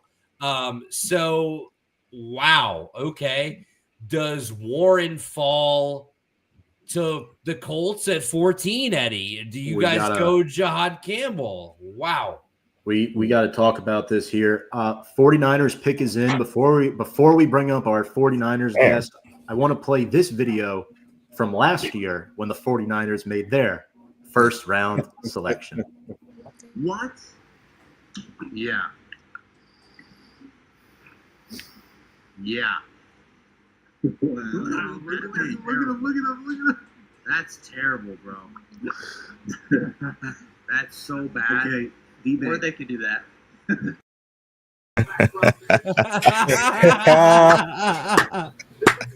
Worlds. Francois. What's going on, fellas, man? How you guys doing? How's everybody doing today on this NFL Draft Thursday? What's going on, Worlds? How are you feeling? Oh, man. Mr. 7 a.m. Yeah, listen, last year's draft pick was definitely a surprise. Ricky Parcells, obviously, he unfortunately got shot, but thank God he was okay. Had some good flashes this season, especially, we're going to need him more next year after losing Deebo Samuels. We traded away from him, and we the injury with the injury to Ayuk, still questionable coming off that ACL. So he's going to look like he's going to be, wide receiver 2, wide receiver 3 behind John Jennings and Ayuk. But yeah, listen, that was last year. This is this year. We're in a new year. So, things change. A lot can happen in 365 days. I think this has Jalen Walker written all over it. But, Worlds, I want to hear from you. Is the 49ers Super Bowl window still open? I mean, you lost Deebo, as you said, Dre Greenlaw, Aaron Banks. I know he was sort of expendable despite being really, really good. Are you patching up the trenches again in this draft with the Jalen Walker? Man, that is a good question. We did lose a lot. Obviously, we let Aaron Banks dip, like you mentioned, Drake Greenlaw, and we lost Ward, Elijah Mitchell, Kyle Youssef, but I believe he's looking to re-sign again after being released to like a 2-year, $8 million deal. I think right now we're probably going to have to go with probably the best available player. We do need some DBs. I like Will Johnson from Michigan. He had 14 tackles, 2 interceptions. He's crazy athletic. He did pick off Michael Penix in the first play of the 2024 championship game, so people forget about that. He can easily start right away. My only thing about him is a little bit concerned about his injuries because I think, he missed time 6 games because of that injuries. But other than that, he's great instinct in coverage. He's very good and impressive man-to-man. So if we decide to go for DB, I like Will Johnson. Or if we don't decide to go for DB, we definitely do need some defensive linemen. I like Walter Nolan out of Ole Miss. Again, 48 tackles, 6.5 sacks. He shoots the gap very, very well, does have quick feet, exceptional footwork. Sometimes he can play a little bit out of control, but I do like his motor a lot. So we do need a lot. Again, we're trying to sign, our QB to a massive, massive deal, and it came at the result of letting a lot of key pieces go. But, I think that's what they're going to have to go. If they don't go with Will Johnson, I think they're going to have to go with Walter Nolan from Ole Miss. Those are the 2 picks I would go with. Well said. Sav says 49ers window is closed. Yeah. Oh, sorry. I didn't mean to answer. Yes, it is closed. Yeah, again, McCaffrey, had that Achilles tendonitis, especially with Achilles, that him getting up there in age as a running back. Again, you don't know how good Ayuk is going to be coming off a torn ACL. Yeah, we just lost a lot. So I think it is closed, especially too. If I don't know like what we're doing, man. It's just hard right now to be a 49ers fan. A couple years ago we had it all, but this year I think it is closed. I think it is closed, unfortunately. What do you guys think? You guys don't think the window's closed? You think it's open? You think we make a couple moves that maybe probably get a little bit gap in there? Or I mean, I don't know. Who else in the NFC is competing with the right? Eagles I mean, and the Lions? You got Brock Purdy, that's a very good quarterback. You have Kyle Shanahan, who I'd put up as probably a top 5 NFL head coach. I mean, right? I don't know. I mean, that's so hard to say, but at this point, I can imagine it. It does feel like at that point, with the pieces that they've let go and that they've lost.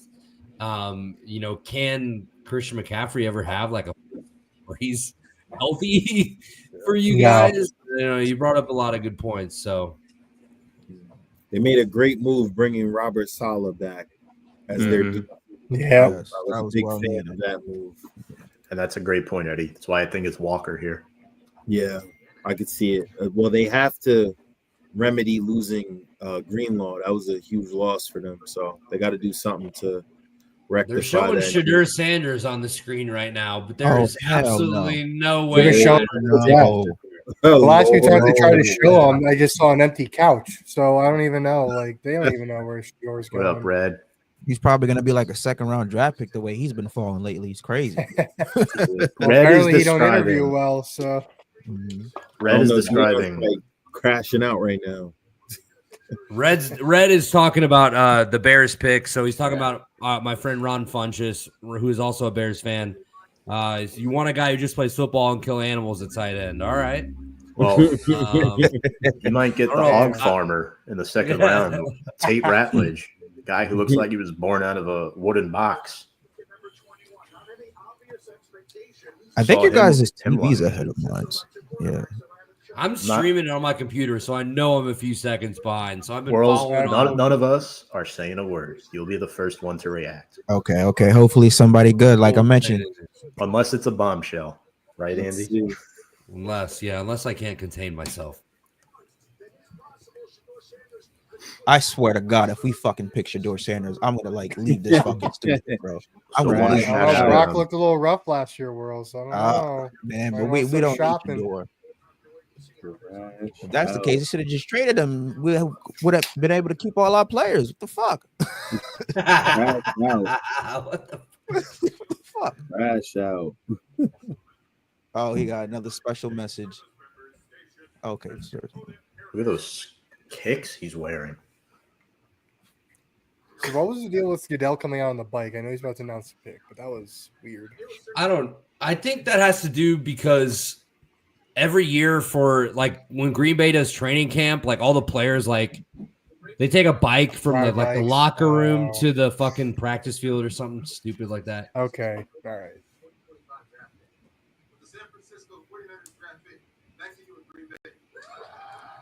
All right, back to you guys in Green Bay. Come on, don't disappoint me like last year, please. Wow. Okay. Still haven't gotten it yet. Damn, you guys must be really ahead of mine. Come on. Where you at? Where we at? Wow. That's actually a good pick. I'm not mad at it.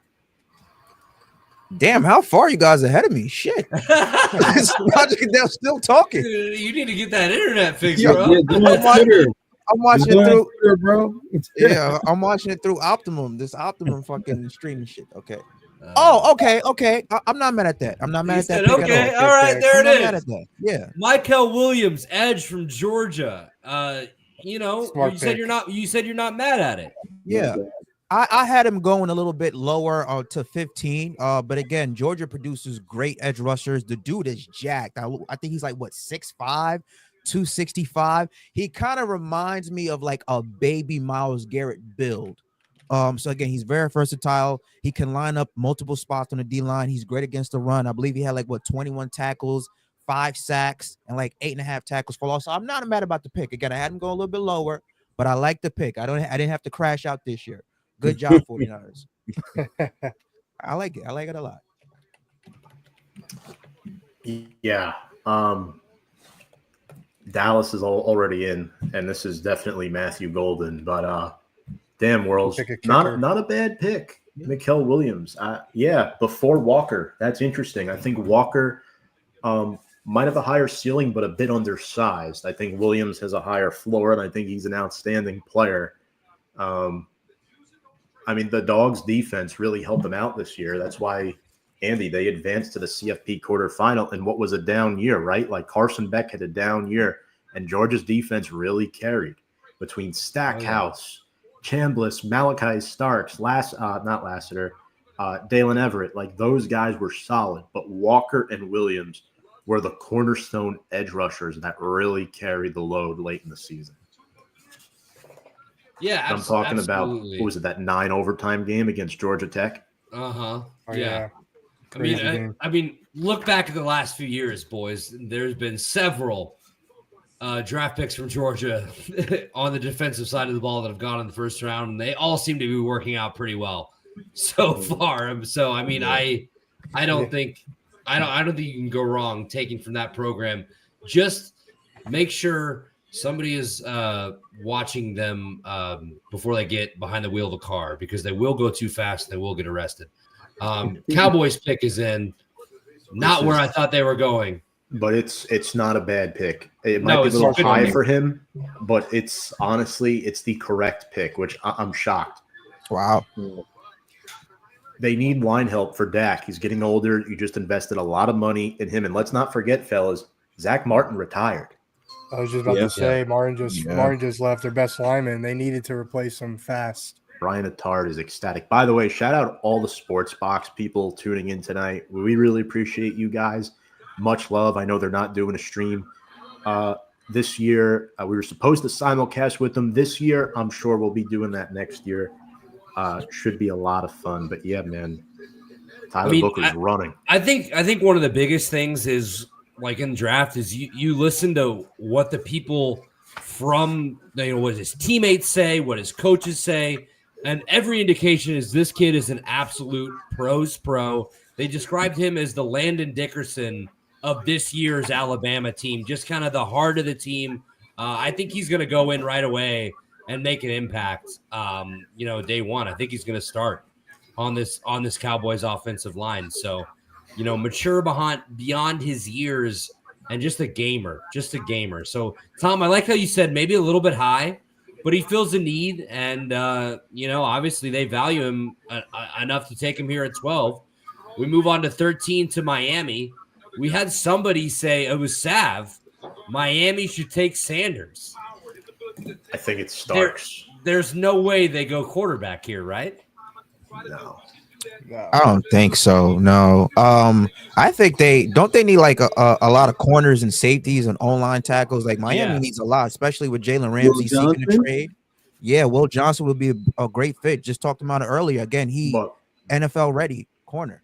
I get what Sav is saying, though, because Tua is one injury away from his career ending and the Dolphins season being over and Mike McDaniel potentially getting fired. So the quarterback position does need to be addressed at some point, but Tua's getting paid a lot of money.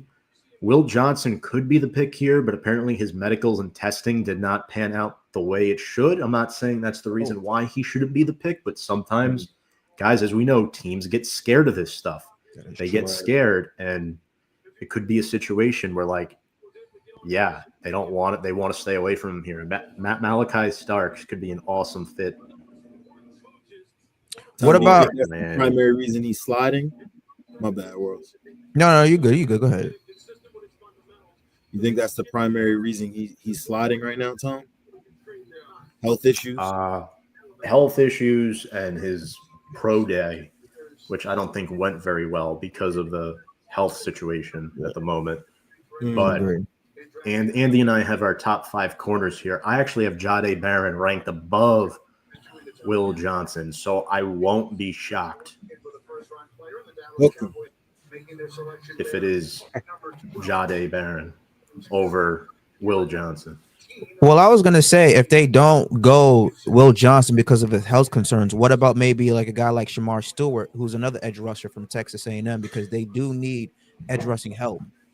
I think, Jalen Walker still on the board. Could be Jalen Walker. I'd take Walker over Stewart. I think Stewart is such a stud athlete, but he's very raw. So I feel like you need some more development, because you look at what his quarterback pressure numbers are awesome, but actually getting that sack, I think he only had 2.5 last year. So he's got all the physical tools. I think you talk about what Texas A&M, the coaches and players were saying about him as well. He might have been their most improved player last year. So I think the ceiling is very high for that kid. But do you take him over a Jalen Walker at this point? I don't know if I would. That's just me personally. That's a fair point. Very, very valid point. But this pick for Miami's not in yet. Yeah, they're taking their time. Everyone else has been just flying in. There's probably a lot of debate going on. Firing them off.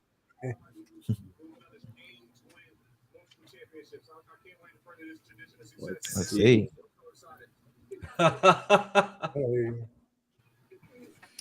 Wow. Well, let's go ahead, Tom. Sorry. If this is not Warren's definitely next. Which I think we'll still have your brother up for that, Andy. So we'll have Jacob and Eddie talking about that. Pick is in. I know who it is. Please don't. Please don't let them backdoor us. Well, they have Jonnu Please Smith. don't I let them think they're backdoor fine. I think they're fine with Jonnu Smith. No, I mean he's a solid tight end. Yeah. Man, let me see what the He pick was is. one of the better tight ends in the NFL, Jonnu. Please do Last not let year. them backdoor us. They got more pressing needs than tight end, in my opinion. The Dolphins. Yeah, They need a corner. they could use I a don't corner. see it yet. I think Barron, Starks, or Johnson is the pick. I'm going to take a guess and say Starks. I think they're very fascinated with him and his versatility, and plus he's a Georgia Bulldog. Mhm. Let's go, Dogs. Yeah. Also, want to get back to my brother's comment. The Jets. Safe pick, Jack. Safe pick. A-E-T-S. Yeah, it's a Protecting good pick for Justin. them. They need it. You know, their defense is pretty solid. The Jets. I don't think they really need. They could always improve, but the more pressing matter was the offensive line. Rodgers got killed last year, and I know Fields is more mobile than Rodgers is, but he doesn't mean you want him running for his life every play. And Brees Hall also had a hard time establishing the run on a lot of times. So I think line is perfect pick for the Jets. Who starts at QB for the Colts this year? Anthony Richardson or Daniel Jones? Danny Dimes, baby, put him in. Eddie's like, hell no. That is probably the one question I'm least looking forward to figuring out during training camp because I just have no words. It's crazy. How was Based Ballard off last still year, there? it's gonna be Richardson, and he's gonna get a cramp week 3 and sit out for 5 weeks or something. Or say he's tired again. But what went through his mind for him to say that out loud? Like, oh, I was just tired, bro. Just say you pulled something, you rolled the ankle. It's my ankle, my knee was bothering me. Where is the PR team on that? You're right. You are absolutely right, bro. It's like, oof. You guys see this pick for Miami? No, I'm even on ESPN's website, and I told you, Tom. I was high on this kid, Tom. Andy, you know I like this pick. Yeah, let me check Twitter. I like this pick. I don't even definitely have like this Twitter. Let me check Twitter. Twitter always got Elon's holding it down right now. Yeah, surprised. I thought he had other stuff to worry about. He's got a lot to worry about. But I actually like this pick for Miami. I think this is a great fit for them. Yeah. I'm never watching ESPN's broadcast again at the draft. 5 minutes behind. Yeah, this is crazy. Let's see. Hold on. Yeah, I still don't see nothing on Twitter. Oh, okay. I just got it now. With I don't want to spoil it for world. Okay, so with Kenneth Grant here, he's a strong guy, 21 years old, 6.5 TFLs this year. He didn't play in the bowl game, but he's a guy that could be really good with power, going up against single blocks. I think he's a really good run stuffer, Andy. We mentioned that he can split double teams as well. Broad body, thick lower body too. Might have limited range as a tackler, though. He has a bit of a narrow base. So that's the one concern in the NFL, which is why he didn't go as high as his teammate maybe. But, damn, we got to move on because the Colts pick is already in, right? The Colts pick is in. Wonder who it could be. All right, we're bringing up Jacob. How are you doing, buddy? What are we thinking here? It's I'm all right. It's definitely Warren. It's got to be Warren, you think? I was hoping for Warren. I think I did say that. Told you. Yeah. So I'm really surprised about the Moreland. That's who I was thinking about. Like I thought we were gonna get Moreland for Loveland. Loveland, yeah. My bad. But I'm very surprised that he was selected before Warren. So I'm very happy about that. All right. Yeah. Eddie is a fellow Colts fan here. Eddie, are you on the same wavelength here with Warren? Tom and Ant know firsthand I've been talking about this kid since like January. I was like, I need him to come to Indianapolis. If they do nothing else right in this draft, please do not mess this up. I don't see how they go anywhere else but Tyler Warren. I really don't. If they do, I think Jihad Campbell is not a bad look on the defensive side of the ball. That's true. Yeah, we do need a lot of help defensively as well. I wouldn't hate that pick, but a lot of defenders going in this first round as well. Yeah. I think Colts just need an offensive weapon because, like, I think they're having a lot of quarterback problems. They're going to have a quarterback problem this year with they signed Daniel Jones. Richardson's still trying to make it work. Next year, they might need to draft a quarterback. So having just a tight end where you can do short, middle, like to the road passes would be very, very great, especially if you have somebody like Tyler Warren. Especially, too, if you have Richardson throwing the ball, Tyler Warren can win those 50-50 jump balls, so he'll be perfect addition to that offense. Oh, yeah. And, like, Richardson has a kind of an issue of overthrowing, so he will definitely be throwing the ball high, which I think a tight end would benefit. So, pick is in. I think you guys are going to be happy about this one. All right, here we go. Yeah. Jacob let's hope your prayers have been answered, guys. There you go. Tyler Warren, tight end, Penn State. Immediate reaction from the Colts fans. Shit. Eddie, what do you think, man? Oh, yes. Oh, we haven't had a solid tight end since Dallas Clark, so I'm extremely excited for this pick. Tyler Warren, you could get him the ball in a number of different ways.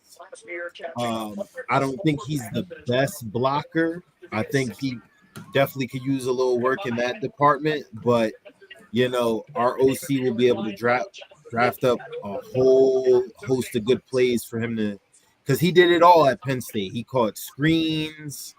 You know, I saw him take a jet sweep a couple times. You know, he was under center for Penn State. Yeah. Definitely Swiss Army knife. Sure. Jacob, what do you think? You said that the quarterback's going to need some sort of security blanket where he can hit those check down routes, you know, those crossing routes across the middle. You're happy with this pick with Warren here? I am very happy with it. It would have been something I would have considered probably even drafting up to, because like we just really need, in my eyes, a kind of like just another offensive weapon that can help both Richardson or like even our running back, just basically anyone on the offense, because we just don't have that extra support that we kind of need. And I think Tyler Warren actually will be really useful when it comes to bringing some structure to the Colts, which is what we need this year. 100%. Love it. Love the pick. Anthony, final words here. I know you have to hop off, Ant, so just want to let you get a word in. And thank you for joining us here tonight and spending like a third of the draft with us. This was great. Half of the draft almost. Thanks for having me on again, man. This is a lot of fun. I always enjoy talking sports with you, and obviously Worlds and Eddie. We talk shop all the time at work. But yeah, I mean, so far pretty much expected. The Jags, I do think they made a good move. That's been the shock of the draft so far. But overall, pretty much expected picks out of everybody. I love the Giants pick. I can't wait to see that dude on the field come August. But yeah, y'all enjoy the rest of the draft. Have a great stream. And I'll talk to Tom. Tom, talk to you later. Eddie World, see you as well. Have a good night, guys. Have a good night, Ant. Be safe, man. Good night, Ant. Go Big Blue. Peace. Let's go. Big Blue, baby. Peace. Jacob, you are in Indianapolis right now. What is the vibe? What's the pulse of the city after the Tyler Warren pick? I go to Butler, so most people are Bears fans. But I should. But I'm assuming that it's okay because we both drafted a tight end. I'm very happy with this pick. I think he's going to be a Colt for a long time. I think this would help. I think this is probably a beneficial because, like, I know that the head coach is offensive minded. He was for the Eagles. I think he can make Warren definitely develop into a weapon. So there's just a lot of thoughts go around, but right now it's also I gotta hope that the quarterbacks, either of the two we have right now, can do what we need. Because Look. last year they didn't do that. You are in this live stream with maybe one of the biggest Daniel Jones defenders I've ever met in my life. And that is Mr. Tom Scavetta. Tom, what are the Colts getting in Daniel Jones real quick before we get into the Falcons pick? Yeah. I guess I didn't show too much confidence. Yeah. So before we introduce Noah up here, what's up, Noah? What's up, man? Tyler Warren is going to be a good receiver for whoever the quarterback is. Daniel Jones, great character, hardest worker in the building, first guy in, last guy out. Results on the field don't translate, though. I think with Daniel Jones, he really got screwed with the Giants because of the constant carousel of coaches, offensive linemen. There was zero continuity with him. And the biggest thing with Jones is he was injury prone. And after the injuries happened, his play declined. He never recovered from the ACL. He never recovered from the neck. And they were massive issues. But as far as competing with Anthony Richardson, he has a legit shot, man. He has a legit shot to beat that guy out. And if he doesn't, I guarantee you he's going to be starting at some point. Whoever wins that starter job is only winning the first right to get benched. Yeah. That's They're true. gonna switch. They're gonna switch on and off. It's a given. What up, old boy? What's up, man? How you doing? Let's introduce Noah Diebler to the panel, our resident Falcons fan. We're gonna shift. What do the Falcons do here, Noah? I feel like this hasn't been a pick that has been talked about a lot. You got some needs to fill. Where do they go here?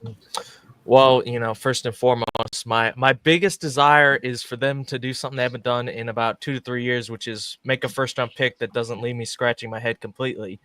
But honestly, man, I just think they need defense. I mean, they put a lot of picks the past few years in their offense, got their quarterback, running back, got Drake London in a wide receiver. They did lose Drew Dahlman on the offensive line at center in the offseason, but overall they still have a pretty strong offense. Yeah, thanks for reminding me. But they just had too many games last year, man, where they would give up way too many points. I mean, they got killed by the Panthers in a game. I remember both Buccaneers games. They gave up a ton of points, even though they won both of them. They need pass rush badly. They need secondary help badly. And I'm looking at the available right now. There's still some really good talents out there. They could also use another linebacker. So, I mean, not to be biased, but Jalen Walker could be a guy they look at. Will Johnson as well. Or James Pierce. I think it's Walker. Walker. Match made in heaven. I could definitely for see sure. Walker. But, man, just please, no more Maybe- offensive picks. That's all I ask. Maybe look at 2 quarterbacks again. Oh, yeah, that'd be great. Noah, are you still salty now that I have you here? Are you still salty that we eliminated you from the college football playoff? Not really. I kind of moved on. And you guys didn't win anything anyway, so it's not like it matters. Damn. You won the competitive. You won the good second half of the championship game award.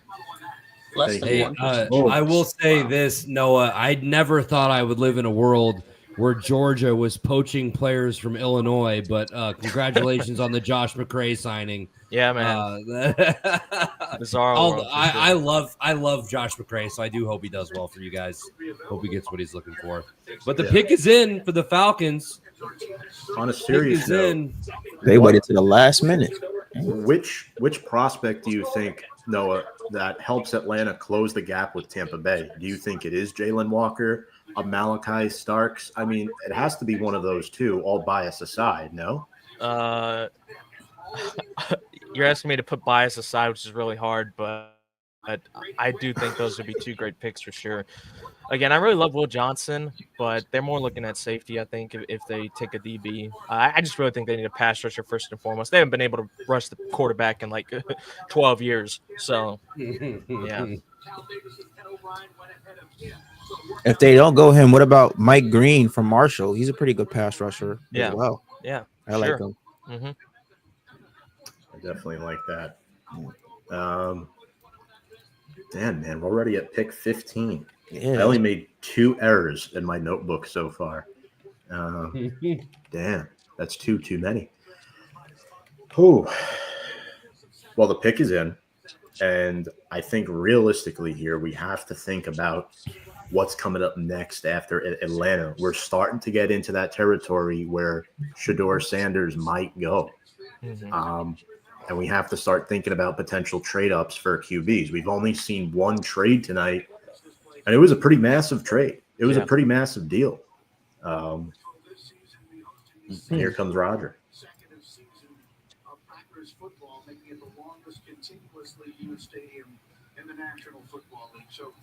The Dirty Birds.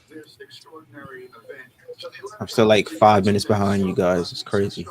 Well, in case it is Walker, I'm not going to say that's who it is. In case it is, here's our player rankings. Andy and I both have him as our number 2 edge rusher, respectfully. Well, there you go. Perfect. No way. Oh my God. There you go. Oh my God. That was good. Boy.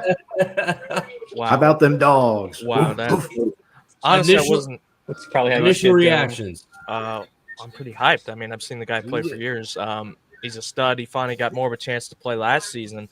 But again, I mean, pass rusher is exactly what we needed. And I mean, no pun intended, but the guy is an absolute dog. So I mean, I'm pretty happy, man. I'm kind of stunned they actually did it, but I'm happy, dude, for sure.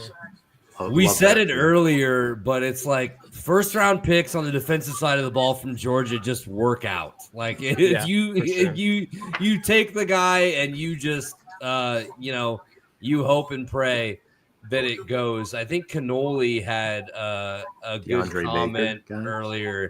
Yeah, he said other than DeAndre Baker, all of the Georgia defensive players have been good. That wasn't because of his talent though. That's because he was an idiot.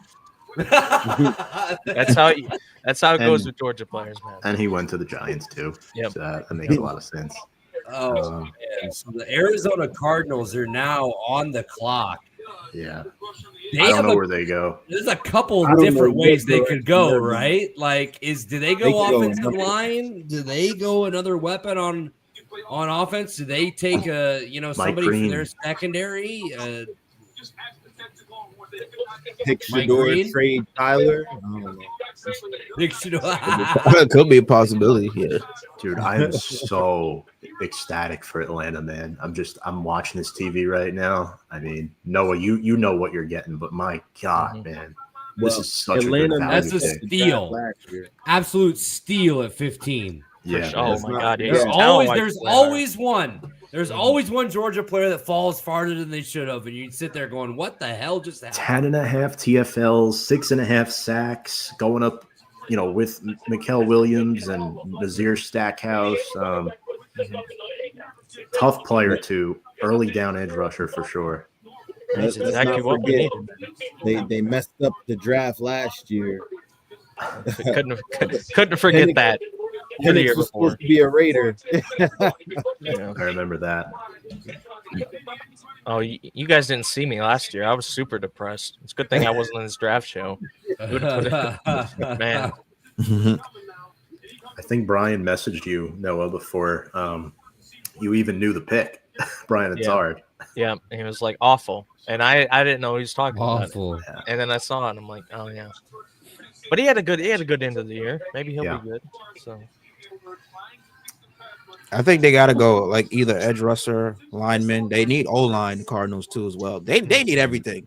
They need receivers, linemen. They just need everything. I bet they would have been Bo thinking about it. I think they got their skills position sorted. They need to solidify the trenches. Yeah. Again, I wouldn't be surprised again, if Mike Green, Josh Connolly. Oh yeah, Josh Connolly, maybe Derek Harmon, even though that'll be a little bit of a high pick for him, but they definitely need some D linemen and some pass rushers for sure. Still on the clock. Oh, pick is in. Jonathan Gannon, defensive-minded head coach. But then again, you're paying Kyler a lot of money, and you're not really getting the results you want right now. They just drafted Marvin in the first round last year. Mm-hmm. I won't be shocked if it's defense this time around.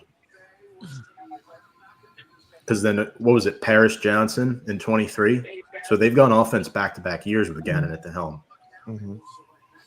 So they're overdue to take a defensive guy. Mel Kiper still looks pretty good, like age-wise. How old is he? I don't know. I know he's been doing this a long time. Yeah, let me do a quick Google search. How old is Mel Kiper? He's old. You know, Mel Kiper, his favorite meal is cheese pizza and mashed potatoes. He takes the cheese off the pizza and then dips that in the mashed potatoes and eats it. What the hell? That's nasty. He got to stop getting high, man. Like, what Steve stay off the weed. That is crazy. That's absolutely gross. I just Googled it. He's 64 years old, so just about a year. That's it. God bless it. Yeah, 64. Sorry, all I remember him for was getting absolutely obliterated by Tobin like 25 years ago or whatever it was. Oh yeah, that was hilarious. He like bet his career on fucking Jimmy Clausen. Said he'd retire if Jimmy Clausen didn't. I remember that. Yeah. Hey, Jimmy Clausen was a good quarterback, just not a good starting quarterback. He was serviceable. Tom, what college did he go to again? I'll plead the fifth on that one. Okay. Great college QB, by the way, out in South Bend. Ooh, that's a good pick. That is a good pick. I mean, they need help there. They definitely need help there. Nolan before Harmon. Okay. Oh, okay. Okay, that's not okay. Wow, Walter Nolan.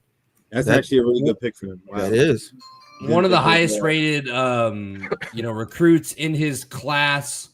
Goes to Ole Miss. I mean, I think they're getting a really good pick here for Arizona. Yeah, I like his motor a lot, man. I think he had 48 tackles, 6.5 sacks. He shoots the gap very, very well. Quick feet, exceptional footwork. Yeah, that was a good pick for them. Real good pick for them. I'm surprised he slipped that well too. Yeah. I would have thought him going to the 49ers. I had him on there, but good pick by the Cardinals. The Cardinals take Walter Nolan from Ole Miss. We have the Cincinnati Bengals on the clock. They need Jesus. Defense, defense, man. Their defense is a joke. Yeah. Let's see. We are going to bring up our next guest. He will be with us for the Seattle Seahawks pick. A very good friend of mine out of Seattle, Washington. One of the best jazz trombone players in the world, ladies and gentlemen. Mr. David Marriott Jr. I know him as Red Raspis, a good buddy of mine. Red is joining us to chat about Seattle. Red, how you doing, buddy? I'm good. I thought maybe I had the wrong show. I thought I was doing Edging the Draft. Is that not what? Yeah, I just got that one. Okay. Okay. I'm excited to podcast be mate here. Of mine, Red Raspis, on a canceled pod, but we're here. We're on the draft show. Thanks for joining us. Cincinnati up next, then Seattle. Well, let's talk Seattle just briefly before they actually pick. Feels like it's got to be a receiver, doesn't it? Well, yeah. I don't know if that's what they go for necessarily in the first draft. I feel like there's so much need on their O-line across the board, and there's plenty of talent. They might even go edge rusher. John Schneider does weird things too. I mean, I could see him going for a quarterback if there's not one taken here in the next couple of picks. You know, he's done that. He's done that before. Yeah, I mean, he's done that before to create a culture of competition. But now that it's not Pete Carroll at the coaching position, I don't know. I haven't really got a feel for what his draft style is like now with the new coach. So I'll say this. Sorry, Andy. I think you guys are going. I think you guys are going Gray Zabel. I think you're going Gray Zabel, a very versatile offensive lineman. And from what I've been hearing, and again, you being out in Seattle, Dave, I mean, you might know better than me, but the Seahawks love this guy. From what I've been hearing, yeah, North Dakota the local State radio guy. is full of it. Mm-hmm. I think there's a potential for that part of this team's problems over the last maybe even 10 years, to start getting some solutions. It seems like it's an ongoing issue no matter who they stick up there. They don't seem to last long. And so regardless of who's back there at quarterback, whether it's Gino or it was Russell at the end of his career, they need help. And good help. And this guy sounds great from everything that the local news is saying. Is there any thought that with Mike McDonald being a defensive guy, they go defender here? Maybe that's a thought. I don't know. You have Derek Harmon still on the board from Oregon. He's a Northwest guy.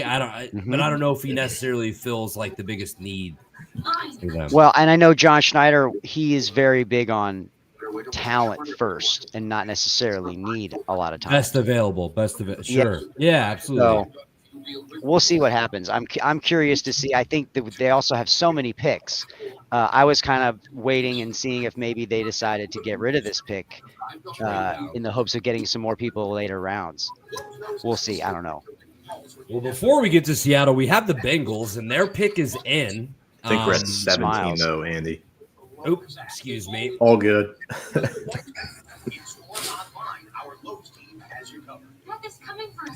Number 17, the Bengals. Tom, I mean, we talked earlier. You think it's defense. Obviously, they just gave, T. Higgins and Jamar Chase a shitload of money. They got to pay somebody, right? They have to have somebody play defense. Not pay somebody. They have to have somebody play defense, don't they? Well, as Noah was saying before, it has to be defense, right? So bad, man.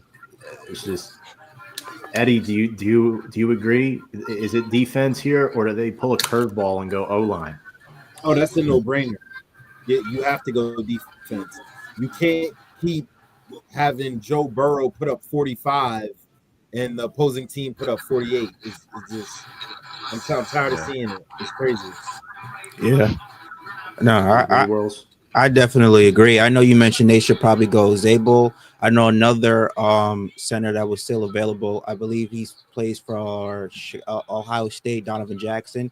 But yeah, if I'm the Bengals, you gotta go defense. You gotta get an interior lineman. Maybe a Derek Harmon out of Oregon is a pretty good solid bet as well too. Again, he's probably a little bit more than draft board, but yeah, as Eddie said, Joe Burrow's putting up these crazy stats, averaging 40 points a game, and then other team scoring 45. So they definitely got to show up that D-line for sure. He's getting that 2014 Drew Brees experience with the Bengals. Exactly. Love that. Yeah. All right, the pick is in. He's coming to the podium, it looks like. Taking a while. Let's see. Andy, I think AJ's going to be on a little bit later, he said. So. Okay. No worries. And by the way, thank you, brother, for hopping on as well. Jacob was great with his Colts analysis. Absolutely. I told him, let's get to the end of this pick, and then I'll get you off, and then he just left. So whatever. But yeah, we had this guy mock to Cincinnati once, Eddie. I'm pretty sure. Oh. It's a guy that Worrells talked about earlier. Worrells, what do you think about him going here to Cincinnati? I like the pick. I like the pick a lot. Now again, very, very good player. I think you guys mentioned that he did have a little bit of injuries, but very, very good pick. That's probably why he slid. But yeah, I'm a fan of Shamar Stewart, man. This is exactly what they needed. They needed any type of help on the defensive end. So yeah, I like it a lot. Right. Tom, I know you're a Mike Elko guy. What do you think about Shamar Stewart going here? You said you and Eddie had him in a mock to Cincy. Well, we did because he's got long arms. He's pretty fast for a guy his size. 4.59 40 for a defensive lineman guy. Get out of the fucking way. Yeah, I mean, he's good. Hey, lean. Noah, did you guys go up against them this year at all? Did you go up against A&M? Pretty sure we did. Yeah.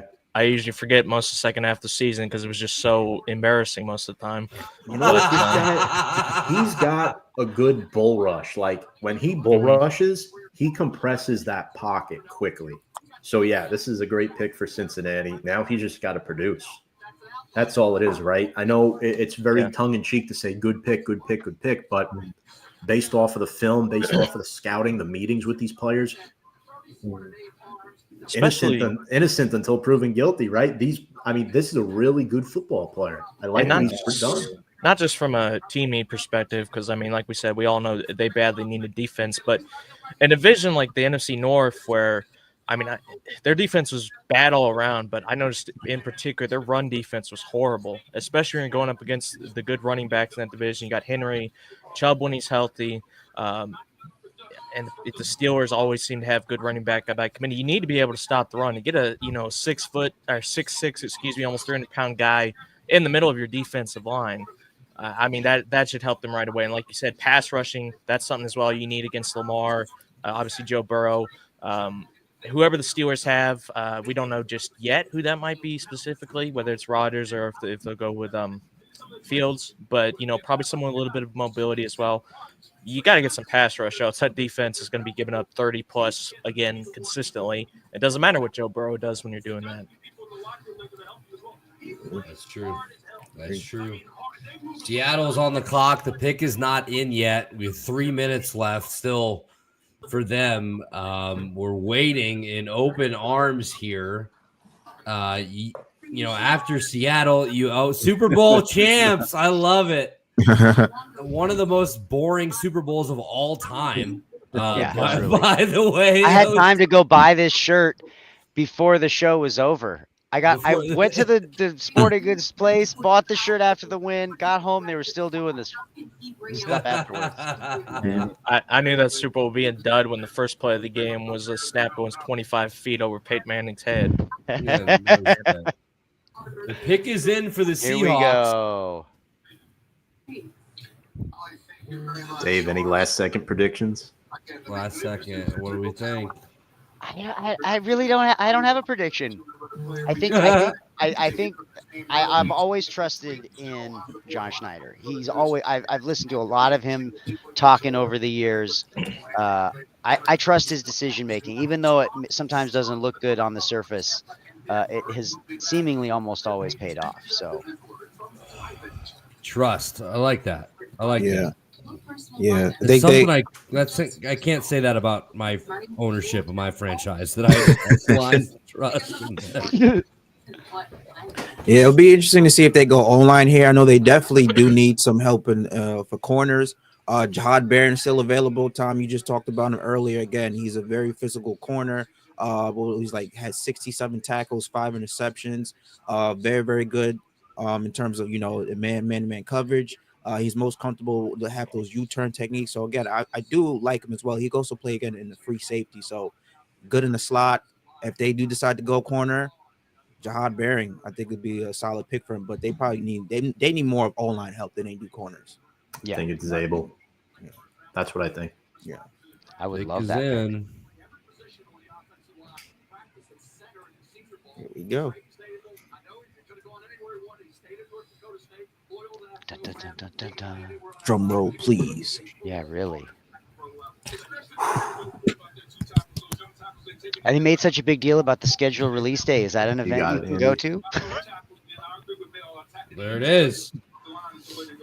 Gray Zabel is the pick. Wow. Up here. Dave, I've got a treat for you. I know we've only known each other for about 10 minutes now, but Gray Zabel is the first ever North Dakota State non-quarterback to be drafted in the first round. Wow, that's a cool piece of trivia. There you go. And you can see the other two there, Trey Lance in 2021 and then Carson Wentz back in 2016. Wow. Okay. God, that was already 9 years ago. That's freaking crazy, man. I like that. I like that pick. That's great.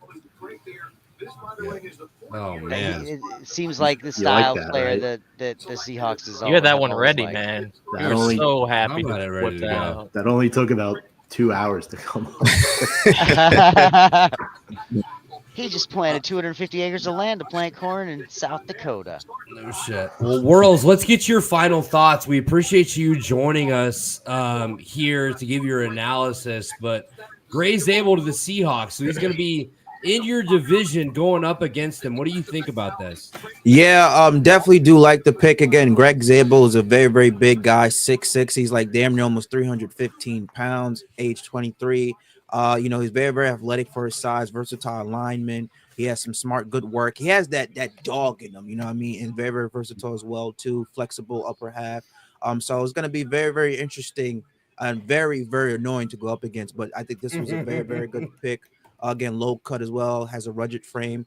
So very solid. I'm sounding like annoying, keep saying very, very good. But again, this was a good pick for the 49ers, especially again, you go to North Dakota State with as a D2 school, you see what the talents that they're able to produce in NFL. So yeah, I like it. I like it for them. Annoying for us, but I like it for you guys. Absolutely, man. Well, we appreciate you joining us. We hope you have a good rest of your night. And we will catch you later, my friend. All right, man. Everybody be safe, stay easy. I'll catch you guys later, man. Have a good Take draft. it easy. Take it easy. Thanks, Worlds. Now I want to bring up our Bengals fan for a little delayed reaction to that. The Bengals pick. Our good friend from the 3-Man Weave podcast, AJ Utter Williams, joins us. AJ, it's been a minute, dude. How are you? What's happening? What's happening? I'm good, man. I'm good. How y'all doing, man? What's going on? We are chilling. We're chilling, my friend. So the Bengals just picked up Shamar Stewart, sure up that defensive front. What do you think about the pick? What I think about it, I mean, to be quite honest, once Walter Nolan went at pick 16, I knew this would be the pick, and I knew I wouldn't be happy regardless of what happened after it. I have my eyes set on either Kelvin Banks or Walter Nolan, and outside of that, I really just knew anything else would just be, what else can you do kind of pick. So, I mean, I don't foresee this being something that's going to be an immediate impact, but I'm hoping I'm wrong. But we shall see. We needed something where it's like you're going to come in and you're going to start, you're going to jump in and be an immediate impact. And just to have a sack and a half each year throughout your college production, I don't care how good of an athlete you are. Sometimes I need you to finish. And he didn't do that. So we'll see. Right. Hopefully I'm proven wrong, but I mentioned that earlier. It's like quarterback pressures are one thing. He had a very high rate of, pressuring the quarterback, but you got to finish, especially at the NFL level. Like, these dudes are so slippery. Like, just getting a hand on them is not enough. So, and especially when you're in a division with Lamar Jackson, we need a lot. We need a lot more. We saw what Lamar Jackson did to Sam Hubbard when he stiff armed him and threw a touchdown to seal the game. So we'll see. Hopefully, playing alongside for Trey Hendrickson for a year, he can add to some sack numbers. But right now, I think the fate of the Cincinnati Bengals lies in picks 2 through 6 right now, because we need to find some instant impact guys. So we'll see what happens. I was heartbroken seeing Walter Nolan's name come up at pick 16, man. Yeah. But we shall see, man. Hey, I know you guys already probably talked about it, but I was on the road. Colston Loveland, how you feeling? Was literally 30 seconds before he got picked. I'm like, it's got to be Tyler Warren. It's Tyler Warren here, 100%. But I mean, I think Tyler Warren's more versatile as far as what you can do. But I think Colston Loveland's a better pure pass catcher and route runner. So I don't know. I don't hate it. Like taking a tight end with its 10th overall pick isn't necessarily sexy, right? But it's kind of like, we'll see what happens. To be quite honest, I just knew it was like, okay, Genty's gone. You're either going to add some bodies to that defensive front, right? Or get some, offensive line in there just to kind of bolster it up and keep pushing. And then I was like, Colston. Oh, yeah. I thought they'd go best available, and then you didn't want to trade back, right? Yeah. I don't know, and then Banks was off the board there, so I think that was kind of their top tackle that they were looking at. Yeah. So yeah, we'll see how it works out, but I was a little surprised. We'll just say that I was a little surprised by that one. But we're getting into Bucks. We're getting in Shedeur Sanders territory here, potentially. I don't think the Bucks take him, but like Pittsburgh at 21 is coming up. They need somebody. If it's not Pittsburgh, he's looking at second round unless the Browns trade back into the first. You think so? Agreed. Well, oh my. Okay, I just saw what the 19th pick is for the Buccaneers. Noah's division rival is up, Tampa. Oh, right, Noah. Not hoping it's not a Georgia guy. Wow.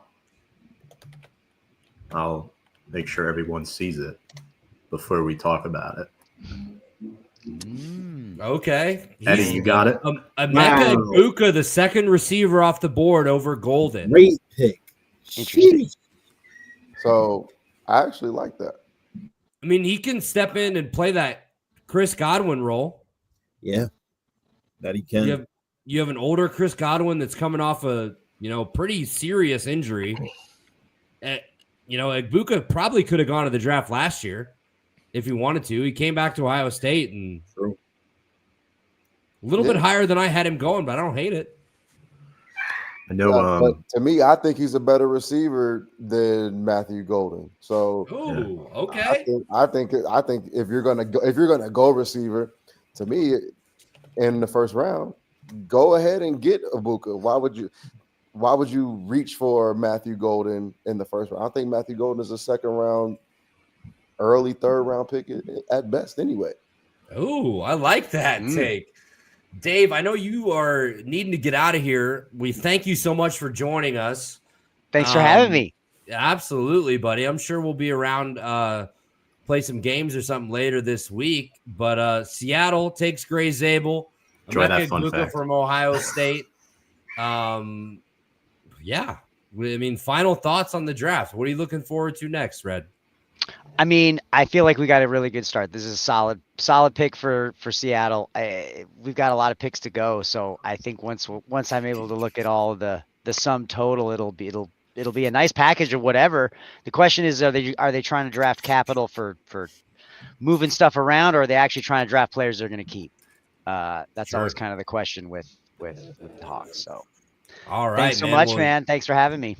Yeah, Thanks, absolutely, buddy. You have a good rest of your night. Great talking with you y'all later. All righty. I mean, Noah, I want to turn to you here quickly as a Falcons fan. I know AJ gave a great analysis on Egbuka, and I think too he set school records, even going up with Jeremiah Smith this year, which sort of ate into his target share at times. I mean, his numbers upticked. He led the team with 81 receptions, and he's a high volume guy. I think he was solid in the slot. He can play the Z, and I'm looking with Evans, Godwin, McMillan is one of them on the move potentially. I mean, Baker Mayfield and that Bucs offense is in really, really good shape, Noah. I know as Atlanta, that's definitely scary. Well, I thought at first they might take some defense because I saw quite a few games from the Bucs last season where they gave up too many points and Baker Mayfield was, going off pretty much, and they lost a couple games they probably should have won because they couldn't get a stop. But last year, first of all, I mean, Mike Evans is getting on up there. He missed a lot of time last year. Same for Godwin, missed a lot of time with injury. Two guys getting up there in the age that were injured. And I think with Egbuka, he's a great player. I mean, absolutely phenomenal wide receiver, in my opinion. So, it might not make sense to a lot of people, but I think when you look at it, they needed another wide receiver because their two best ones are getting up there in age, and they've also shown they're starting to pick up some injuries here and there. And with Baker, Baker was, I mean, I hate to say it because obviously I hate the Bucs, but he was really good last season with a depleted core. And they're looking to replenish that a little bit with this pick, I think. So overall, I think it's a good pick. I'd just be interested to see what they do the rest of the draft because I do still think they need some defensive help in there as well. Well said. And I want to jump in here. I think it's been overstated, and I think that's why Egbuka dropped a little bit. But to say that he wasn't the number one at Ohio State, I think kind of, clouds a lot of people's minds because let's not forget Terry McLaurin wasn't the number one at Ohio State when he came out. It was Paris Campbell. You know, Chris Olave wasn't the number one really when he came out. A lot of these, like, you know, even Egbuka, it was Marvin Harrison Jr. So they've proven that they can put so many guys in the league that are able to translate and make things work, that I think that people forget, like, yes, you may not have been the number one, but let's not forget Egbuka was able to put up a 200+ yard game while being on the field with Marvin Harrison. Everyone thought Marvin Harrison was the next coming of, you know, Jerry Rice, Terrell Owens, and Randy Moss, but he was able to still stand out. And so he had his hamstring issues or whatever the case may be. So I think the NFL draft, we see a lot of times two things happen. Just because you aren't the main guy, a lot of people get, you know, their perception distorted, because again, just like Justin Jefferson and Jamar Chase. Justin Jefferson, they looked at him just like, oh, he just played the slot. Jamar Chase was the guy. He came in and be the best player in the league. So I think a lot of times, whether you're not on a good team or you're not the number one on the good team, on the greatest team, they look at you like, he can't be the guy, instead of actually just realizing your skill set fits what we need. And that's the same reason why JSN looked like the number one slot receiver in the game last year, because they didn't pay attention to what he could do in certain schemes, not just, oh, he's not an X. There's more positions in the wide receiver room than just an X. There's more positions than just, you know, the number one edge rusher. So again, I think Egbuka is a great pick.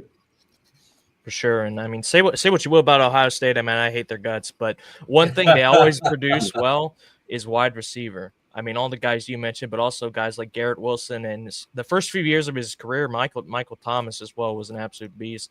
So yeah, for sure. Eddie, what about you? I love the pick for them. Definitely would say Ohio State has blossomed as wide receiver university over the past couple of years. It seems like they don't replace, they just reload. Every year they have someone new that's going to step in to that wide receiver room and do some special things. But yeah, Egbuka to the Bucks makes a lot of sense. You know, Mike Evans and Chris Godwin are getting on the older side, especially at the receiver position. So to bring him in and kind of have those guys be put in a mentor role, I think is going to be very lucrative for Tampa over the next coming seasons. I'm more interested to see which way Denver is about to go with this pick, because they had a phenomenal season, you know, even though unfortunately for them, they ran into Buffalo round one, but they did a lot of good things this year, and they made some good moves in free agency, and it looks like something that they can build on. And Jahdae Barron, hook 'em, my guy from Texas, very good pick for Denver. You pair him with Surtain, that's a pretty good cornerback pairing there. Oh wait, that's the pick. It's already announced. Yeah. Oh, I'm sorry. I was might have been a second early. A little premature. It's okay. It happens. It doesn't happen often, but it happens. We're just so sharp that we are on it before anybody else. Yeah, that is a fantastic pick for Denver. Him and Surtain should be really great. I wish they were able to hold on to Justin Simmons, though.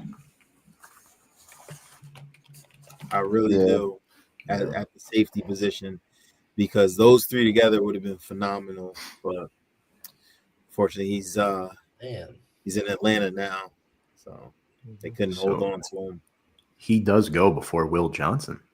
I guess that's not shocking. I don't think it's shocking that he went before Will Johnson. I think it's more shocking to me that they're both still on the board at this point. Yeah, right. But before I jump off here, I'm gonna give my quick Broncos hot take. Sean Payton's gonna jump up in the second round and draft Jalen Milroe to be his next Taysom Hill. Ooh, I like that. Yeah, okay. I like that a lot, AJ. Jalen Milroe is going to be the Broncos' next good Taysom take. Hill. You heard it here first. Okay. That's man. AJ All right, Eder fellas. Williams. Love AJ that. All right, Eder fellas, Williams I'm for good the at you, Three Man man. Weave Appreciate you for having podcast. me. Gotta Hey, clip thanks that for up. joining us, my friend. You have a good rest of your night. All right, Thanks, take care. AJ. Wow. Should we do it, Tom? We got to bring up our boy here. Drum roll. I miss him so much. I miss him so I miss much. him too. I have to bring him up. He is Gabe a Flayton, division baby. rival. Ladies and gentlemen, Gabe Flayton. Oh my goodness, Gabe, how are you? I'm an excellent gentleman. I as well miss you guys. It's great to be back here. All right. It's been a while. It's been several years since the North Pole podcast. The NFC North at the time was one of the worst divisions, and it is now one of the best. But the Bears still indeed suck. Yeah, you'll like this. One of my good buddies at work is a big Vikings fan, and he hit me up the other morning on Teams, and he's like, "I got good news and I got bad news," and I was like, "All right, hit me with the good news." And he sent me this project that we had been working on that we ended up winning. And then I was like, "Okay, what's the bad news?" And he just goes, "Bears are a poverty franchise," and I was like, "I hate you. I absolutely hate you, but it is so good to see you, my friend." Yeah. The Vikings pick is coming up here soon, but first we have the Pittsburgh Steelers. The pick is in.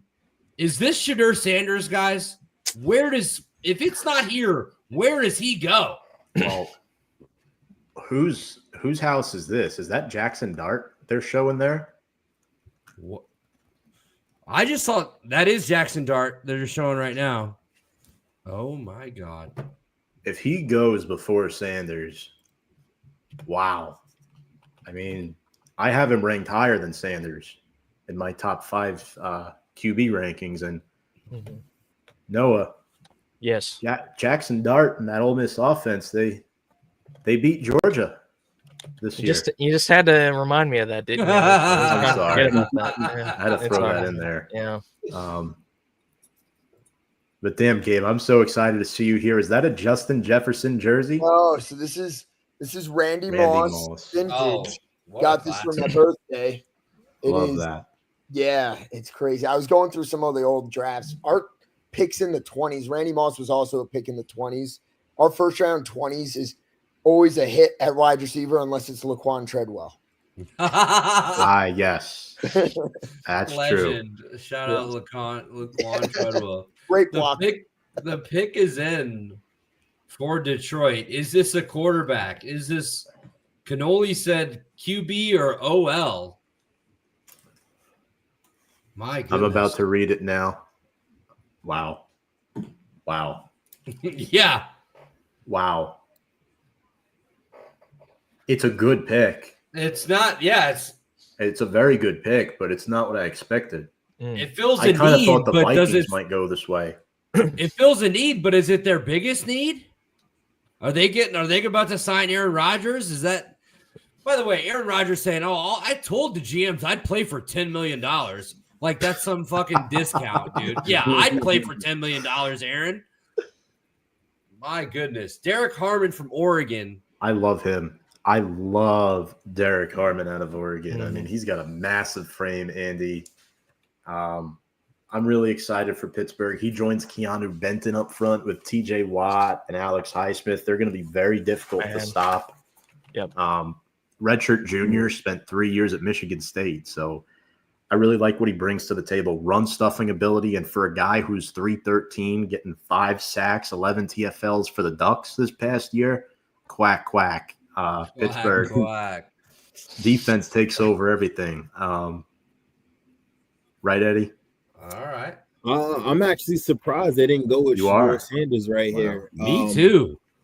Yeah, I mean that still is a solid pick for them, especially being in the AFC North where teams are looking to run the ball.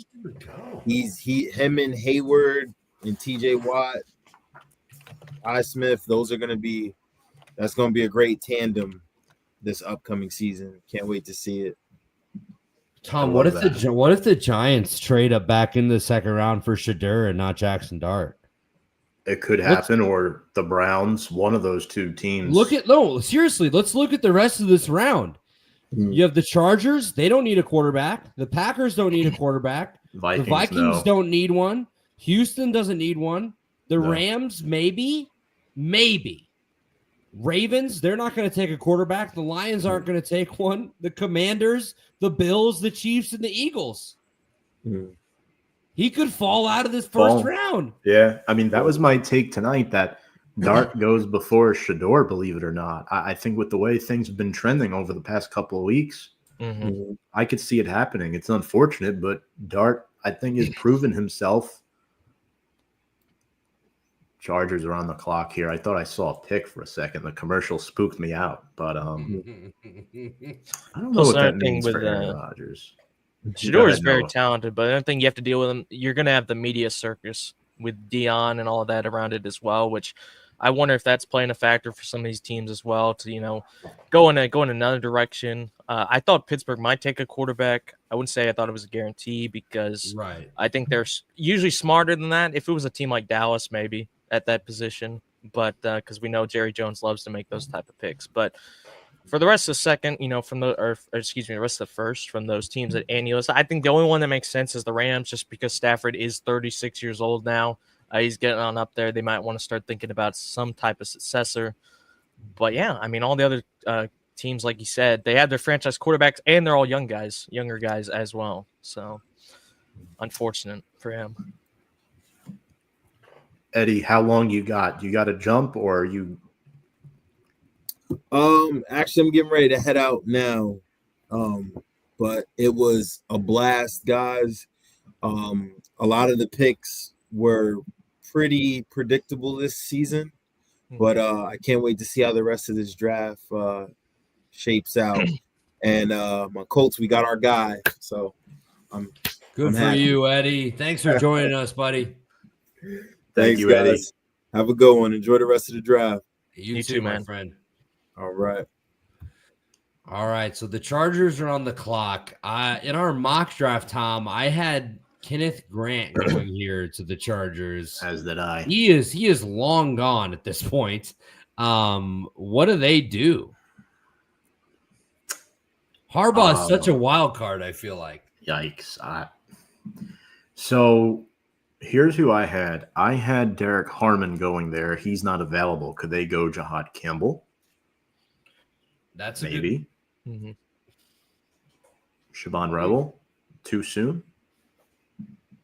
I don't know. Do they go a Matthew Golden? You got McConkey, Vlad McConkey, Quentin Johnston, who's they did lose Josh Palmer to the Bills. I know Matthew Golden's kind of similar to that slot that McConkey plays, so I don't know if you go there, but yeah. Will Johnson's still available, guys. Will Johnson's still there. That's a great point. Shedeur Sanders is still there. I don't know. Do they go edge? And a first-round pick on the backup. Point. Well, the best edge left is who? Scourton or Pierce? Right? Because they lost Joey Bosa to the Bills. Green didn't get picked yet. Mike Green did not. Mike Green's still there. James Pierce Jr. I feel like Harbaugh might go defense. I think he's a defense-first kind of coach. Right. I'm getting text now that the Giants, from somebody who's not even a Giants fan, that the Giants need to trade up for Shedeur Sanders ASAP. What do you think about that, Tom? You agree with that? No. I think no. Well, A, I don't want him, and B, I don't want to give up draft capital for him either. Listen, Tommy DeVito is the future, okay? That is what we need to take from this conversation. He's totally the future if you sign 2 quarterbacks in the offseason, right? Let's make things a little bit more crazy here. Gabe Flayton, I see your hair has not changed much since we last saw you.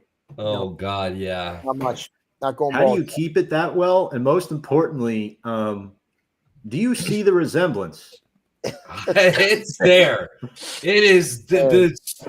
I think that is J.J. McCarthy. I think You know, I've been told I look like JJ McCarthy. I've also gotten Zach Wilson comparisons. Really? So, I have when I'm, so you like your friends' moms. But- who's got the better flow? I vote Gabe. McCarthy. I mean, that golden, his is a little more golden. It's just a little better. It's a little better. Both of us cannot grow facial hair. I notice his might actually be even worse than mine, and that's saying something.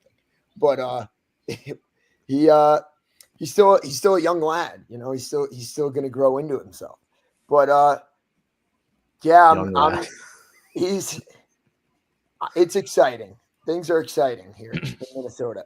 I honestly think the Giants should trade up, and I think the Vikings should probably trade down to get more draft capital. Only got 4 picks. We don't. It's 30 seconds and their pick's not in. The Chargers pick is not in yet. That's a problem. Auto draft. Auto draft. So do we all vote Gabe's hair or JJ's hair? I like Gabe. I Yeah. love Gabe's hair. I like Gabe's hair. Thank you. How was Ecuador, Thank by the you. way? Ecuador, it's incredible. Yeah. It's a beautiful country. It's not actually it wasn't as hot as I was expecting. It was like 70 and sunny. Pick is Let in. the clock run out. The ESPN website says the pick is in, so I guess we'll see. Hardball would run went out to, the clock. The clock went to 0, and then it said pick was in. You guys see what I'm saying here? Hardball would run out the clock Yeah. with his type of offense. He thinks it's a mental edge or something. How about O'Marion Hampton here? The running back? Mm. I don't hate it. What did they lose Dobbins in the offseason? He's no longer there? Or, and Gus I don't Edwards love- not there anymore. As I don't far as love I running know. back here. I'm just trying to put myself in their minds what they might be thinking. I mean, they're showing They got Shador. Najee. They got Najee. Oh, Harris. they did sign Najee Harris. Right. Okay. Yep. This is fun, guys. I honestly Chargers. No clue. I don't know, but while they're deciphering here, Andy, and any I know you're about to say something. And any just general thoughts of where we're at this point in the night, Thoughts of where we're at. Okay. and where you're at. Where I'm at, I'm in a really good place right now, Tom. I want you to know that. I am shocked that Jahad Campbell is still on the board. I'm very surprised that Will Johnson is still on the board. That is what I think. Emeka Egbuka going over Matthew Golden is not something I had either. Shedeur Sanders, at this point, I think it's second round, right? Unless somebody moves in. Unless it's the Rams. I think Unless they're it's only the ones. Rams at 26, which actually would be perfect. Him in LA, of course. Sean McVay. I mean, Yeah, I don't know, man. Those are the biggest things for me so far, Tom. Well, you know what the other thing is too? Shador can move, but he's not a runner. He is your No. traditional pocket passer type of quarterback. And I think teams in the modern NFL are looking for more of a mobile type, which I think Cam Ward is slightly better at that. I think Jackson Dart is slightly better at that as well. So, Oh my God. wow, I did say this just a minute ago. Mhm. This is a hardball pick. Again, I don't love running backs in the first round, unless you're Ashton Genty, but Noah, what do you think here? Garth's Chargers. well, I mean, first of all, I will say this. I do think he's a good player. I mean, the guy's an absolute bell cow. I've seen him have like 250-yard games or whatever. I think the season before last was the one where I don't quite remember as much from last season, but I know like 2 years ago, the guy was an absolute animal for UNC. But it is an interesting pick, like you said, because they already got in Najee Harris, and Najee Harris is a bell cow back, in my opinion. Like, he's not one of those guys that's going to average 5 yards per carry or anything, but he can give you 25, 30 touches a game, no problem. And I think that's why I think it's a little bit of a weird pick, because I think Hampton is kind of the same kind of mold of a running back, if you will. If they went a running back, I thought they would go a little bit of a different profile to a guy like that, maybe like one of the Ohio State guys instead. So, yeah, I mean, it's definitely a weird pick. And like you said, not really a big fan of running backs in the first round because, in my opinion, it's the least important position on the offense. If you don't have a good O-line, which the Chargers do, luckily, then the running back's not going to be able to do too much. But again, I think for a team like the Chargers, they already have their offensive line built. They got their quarterback. I guess they have enough trust in their wide receivers. They're just thinking, let's just get one more piece on the offense to help Justin Herbert. And their defense is really good for the most part. It was number one to start the first half of last season before it kind of started falling off a bit. So I guess they're thinking, we got a surplus of talent across the board. We'll just take a guy we really like, add, a bit more to that offense. I do love the idea that Jim Harbaugh just can't physically make himself somebody that graduated from Ohio, take somebody from that graduated from Ohio State. Well, yeah. He just hates him so much. He's got Michigan ingrained so hard in him. He's like, I won't do it. Tom, I'm sorry. I think I cut you off. No, all good. Before we get to Gabe in the NFC North, I do want to say one thing about Hampton. This guy's a battering ram. And he lacks creativity in his runs. Harbaugh loves battering ram type of running backs. We saw it with Blake Corum, right? We saw it with Donovan Edwards as well. These guys are not going to be able to change direction and maneuver. He is going to ground and pound, old school physical mentality, boring football style, but a winning football style. Which is what Harbaugh likes. He loves that smash mouth shit. To add to your point to that, Tom, when he was in San Francisco, who did he have? Frank Gore, the most boring running but productive running back of all time. Wow. Love that. All right, Gabe, we're into the NFC North. Packers, then the Vikings. What do the Packers do here? This feels like they could go a few different directions. They need talent on offense. They've always had this issue. They always do this. The first round, what are they going to do? Are they going to get a receiver?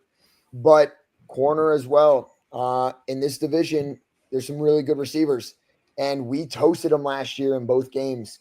I don't know if they're going to try to build their offense up or try to defend our receiving core. We still have, I think, the best receiving core in the NFL. I think their best bet is trying to stop our offense from being just throwing all over them. I would go corner. It's safer and they're used to not getting a receiver. That's what I would do. Will Johnson's there at corner. Maybe they go safety and maybe like a Nick Imanawari from South Carolina. Tom, what do you like? Okay, I'm being half serious here, half fake. How about Shedeur Sanders to the Packers so that they can have I love it. So that they can have somebody to take over for Jordan Love in 2030 when he signs a massive contract with another team. That's the Packers I'm just way. kidding. I'm just kidding. Shedeur in Green Bay would be hilarious. Thinking about it. That would be awesome. In all seriousness, I think this should be edge. The problem is, does the edge value match here with Scourton or Pierce? Or do you go secondary with a Malachi Starks as well? I like Malachi Starks. Will Johnson's still available? Why not him? Johnson, Starks. What about Mike Green? Mike Green's still there. Mike Green is still there. Well, what did we do with edge? I'm trying to remember what we did. I've had an issue putting these up all night. We both had Mike Green at number 3. 4 and 5 on my board are gone. 4 is gone on your board, Andy. Yeah. So we were wrong there. Well, as far as the picks, these are our personal often rankings. Wrong. Never been afraid of being wrong. Let's see. Damn, I think man. Will Johnson could make sense just because, like Gabe said, insane wide receivers in this division, but also Will Johnson's a really talented player. He is not, a later first-round pick talent. It's just because of his injuries. He's hampered, yes. Yeah. Hampered by the turf, though. I would almost say don't even look at the 2024 tape. Go back and look at him in 2023. No, he's an animal. Yeah. Green Bay's letting the clock run out here, too. Didn't they lose A.J. Dillon, Gabe? Pretty sure they lost him. He was hurt a lot of last year. He never really panned out for them like they wanted him to. But Josh Jacobs, he's scary, but Yeah. At the same time, it's like they never really were able to just have him be the focal point and just dominate games. Also, defensively, they played us in a zone last year, some games, and that's not typical of them to do that, to sit back and play zone and let us just throw on them. Another reason why I think corner is good, because it just gives them their mojo back. Because like them playing zone is just weird. It's like we will shred you if you run zone. That's half of Darnold's success last year was because of those kinds of games where you could just sit and find the open guy in the pocket. So it's interesting. Yeah. I still don't think they have a true like number one weapon on offense. That's true. They have like, a lot of you younger can guys, rely but- on. Christian So Watson is the Tin Man. He's, yeah, Reed, you maybe. fucking blow on him and he'll get hurt. I don't think Watson plays next year, right? He's probably out for most of next year. If I had to guess, I don't know what happened to him. I know the pick. That's all I'll say.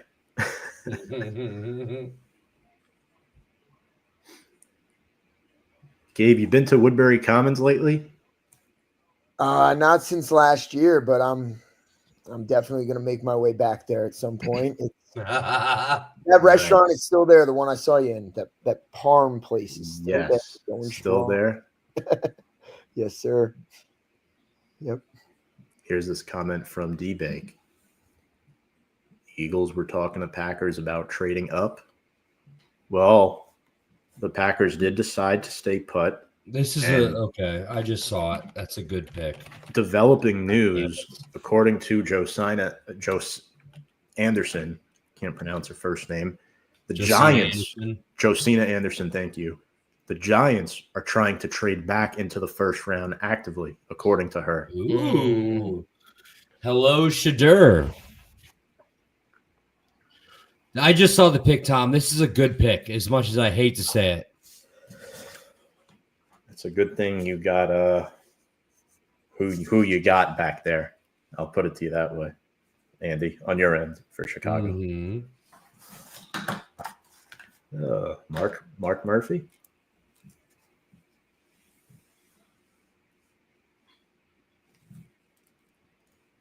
That is a good pick. Wow. Gabe and Andy. Good. Oh, interesting. Good luck. Okay. Matthew Golden, man. The first thing that jumps out when you watch this guy, his footwork is fucking insane. He's legit 4.3. Like he ran like a 4.29 or something like that. Like this guy, you get him in space and you get him the ball, and this kid is an absolute problem. Man, great pick for Green Bay here. It really feels a need. I literally just said that it doesn't feel like they have a true number one offensive weapon. I mean, this kid's 5'11". Like he doesn't pop out as far as, physicality, as far as his size, but it doesn't matter if he can just run right by you. Like he honestly feels like a Tyreek Hill type to me. So I think Matthew Golden is going to step in and make an impact in Green Bay immediately, unfortunately. Yeah, for sure. Because I'm looking at the roster right now.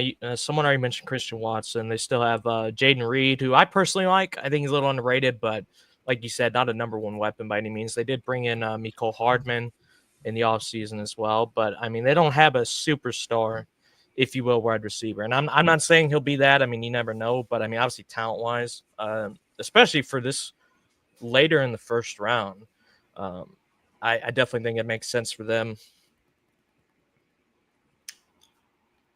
Yeah, with Golden here, 4.29 40-yard dash. I think that was the fastest this year among all players. Spent 2 years at Houston, by the way, only 1 year at Texas. This past year, he led the team with 9 scores. He works all 3 levels of the field very consistently, guys, and that's what makes him so dangerous, right? For Green Bay, the receivers they have on their roster, you have Jaden Reed, who's underneath, intermediate. Watson's your deep home run threat. Romeo Dobbs is kind of boom or bust. You don't have anything like Matthew Golden, a guy who can work all 3 levels of the field.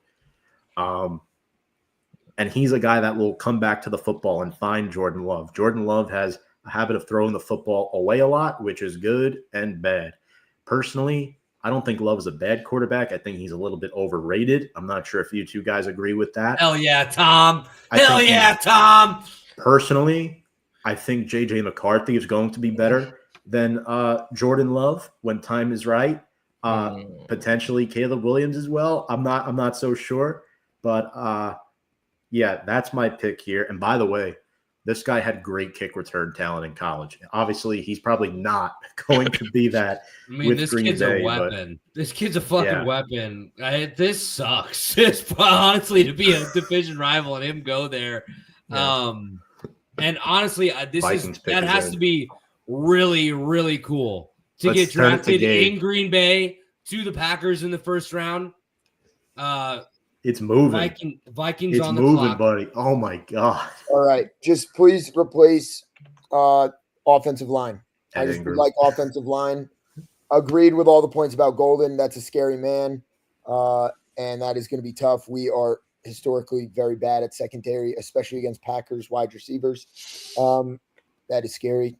But if we get a good offensive line, I mean, a good guard here, I know that's like not what everybody's dream is, but if you've known me, I've had if you know the Vikings, we've had a string of bad offensive guards for a long time, whether it was, Ed Ingram tripping Kirk Cousins repeatedly for like 2 years straight. Before that, it was Dakota Dozier. And then Drew Samia, if you guys remember him. Yeah, he was garbage, man. There was a lot of PFF rated, like bottom of the barrel offensive guards. And Garrett Bradbury didn't help at center. We replaced him already. We got somebody who's experienced. Just that'll be good. But yeah, guard. You got that guard, Will Fries or Freeze from Indy. I like Indy offensive linemen. So that looks There good. you go. Ryan Kelly as well, right? I know he's a bit older, but still a really good football player. I For the will say Vikings, the last thing I'll say about the Green Bay, first time they have selected a wide receiver in the first round since 2002. Wow. Walker, was that the pick in 02? I think. And you know how many wide receivers the Vikings have picked in that time? Probably in the first round, like maybe 8. Too many. Incredible. And nothing to show for it. And the Packers have a Super Bowl. And nothing to show for it. Gabe, I saw a report the other day that said the Vikings were like open to like trading for Kirk Cousins, like getting him back. Did you see that? Oh yes, I've heard about it. I've heard about it. It's Noah's guy now. Yeah.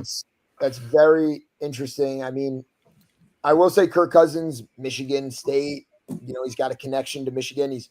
I wouldn't want I think he would be the best kind of like role model for JJ McCarthy. And because he's so loved in Minnesota, I know Kirk Cousins he will not be happy in another place being a backup. He would genuinely be happy as a backup in Minnesota, just being with fans that love him still. I think it would be an interesting, why would we pay? Like, how much would we be willing to pay for that? I would be cool with it. I have no issue with it. I would too. Dude, I'm sure he has a bunch of unspent Coles cash that he would love to cash in if he gets sent back to Minneapolis. Dude. That's great.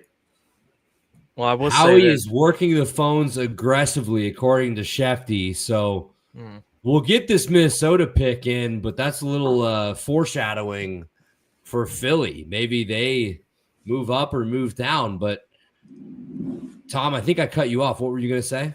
No, you're good. I mean, I think Minnesota staying put with their 4 picks is definitely interesting, but I'm happy for Gabe that his team's about to improve.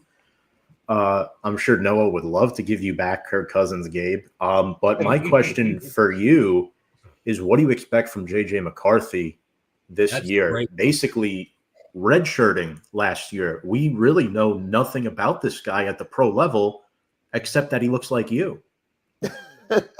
Well, I mean, look, if you can just be Sam Darnold at that level, I'm happy. I loved everything Sam Darnold did. And Sam Darnold had a ton of, rough seasons, and automatically it magically kind of fell in his lap like success.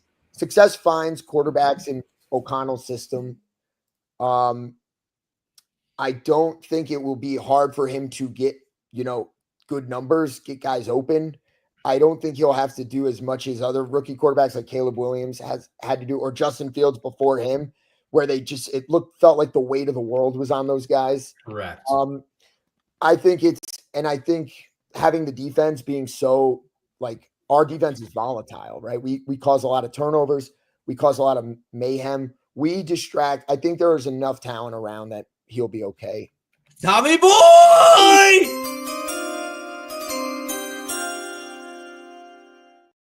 A segue! No. The no New way. York Giants have traded back into the first round. Oh, I think I know what this is. Gabe. Overall pick. I'm sorry to cut you off there, Oh, but you're my good. God. We just cucked the shit out of This Gabe. is not what we Oh expect. my God. Donovan Jackson, though, fills a need Great pick. for the Vikings. Yes. You got to shore up that offensive line, protect JJ McCarthy. Great pick for you guys, Gabe. Good outside zone blocker as well. And they're not showing who this is. This is Jackson Dart, guys. Tom, your hands immediately went onto your head when they announced the trade. What's going through your mind right now? You say Dart. It's Dart, not Sanders. It's Dart and not Sanders, because if you look at the TV right now, it's showing Dion pretty just like whatever. And I think D-Bake left in a comment before that Dart is the preference Sanders, over yeah, Shedeur. Dion does look pissed. Holy shit. Dart. What did they It's what did Jackson they Dart. trade away for the pick? My guess would be 34, either 65 or 99, and an early pick next year, probably round 2 or round 3 next year, and then we'd probably get a late round pick this year or next year in return, or nothing. 34 is definitely being given up, though. Jackson Dart is a New York Football Giant. He's going to be the backup for Russell Wilson next season. And earlier tonight, before we went on air, I had this prediction. Unfortunately, it was with the wrong team, though. All right, guys, it's draft day, a few minutes before 4 p.m., and I've officially made my bold prediction of the night. I have the New York Giants trading up to number 24 with the Minnesota Vikings to select Ole Miss quarterback Jackson Dart. I still think the Giants draft Abdul Carter at number 3, but seeing that the Vikings have 4 picks in this draft, I think they might want to trade back to get more draft capital. I think Joe Shane becoming a GM the same year that Quessa did up in Minneapolis, I think they have possibly a gentleman's agreement going there with that. So we'll see what happens, but that is my bold prediction of the night. Impressive. You were really close. Was that one pick off? Oh, Tommy boy. I was 1 pick off, guys. I That's was awesome. 1 pick off from nailing this prediction, and I think my friendship towards Gabe kind of got me Right. a pick off there. I think we're both happy now. Wouldn't you But say? no. Wow. Oh no, my God. Wow. What? All right, don't say anything. Let me find out. Maybe I am wrong. I'm not saying anything. I'm just saying wow. Yeah, if it's Jalen Milroe, I'm gonna be pissed. Pride of Alabama. Please. Holy shit. Holy shit. I am going off the comment. We have had some moments here. We have had some awesome moments in this first draft. Damn, that future third, though. So they give up 34, 99, and a future third, Tom. If you guys are going to comment, that's fine. I'm not looking at the comments. Just don't pin any Giants comments, Andy. I want to see the pick live because I will not. I was just pinning the return. I'm starting to think I'm for the trade. wrong. Because I saw you made the banner for the Giants pick. I guess you know what? I'm not doubting myself. I'm not caving in. It's Jackson Dart. I mean, he was standing up. His mom was smiling. I mean, come on. They don't show that for no reason, Tommy boy. I know. I think Andy and Noah might have had a gentleman's agreement to scare me there once they found out what the pick was. But if you guys look at my QB, and look, I don't dislike Shedeur Sanders. I don't. I dislike him for the Giants and the type of offense that Brian Daboll wants to run. Sure. Shedeur Sanders, in my opinion, has a top 15, 16 pocket passer ceiling. Jackson Dart is a really good QB and is not a finished product. He played in the SEC at Ole Miss. He played in a pro-ready style offense, had Trey Harris, went up against some good teams. Look what he did against Georgia. And with my QB rankings, these were my picks: Ward, Dart, Sanders. And in all honesty, guys, this is a make it or break it move for Joe Schoen. If Dart is not it, Schoen and Daboll are gone. They're gone. I mean, you're giving up picks for this. And unfortunately, have enough time for Dart? Like, isn't it like this year they're gone? Like, you think he'll give him multiple years? If he doesn't work out, this buys them another year. At the end of 2026, if it's still bad, they're gone. Our guy James Monefusco checking in. What's good, guys? What's up, James? James, you are here at the fucking perfect time. Dude, I'm all the over Giants the place right have now. traded in. Tom is manic right now. He doesn't know what's going on. Look, he was how do third. we do, or how we doing? He James, was you're third. in for a treat. He was third in the FBS with nearly 4,300 passing yards. He was the Gator Bowl MVP at Duke, against Duke, I should say. And remember, Andy, he was the backup for Caleb Williams in 2021 at USC. And then he transferred to Ole Miss. So, like, this guy's been around the block. Everyone thinks it's Jackson Shedeur. Dart is the reason that Luke Altmaier is at Illinois right now. If it is, here comes the announcement. I'll wait to hold my thoughts on on Dart. Here it is. Holy shit.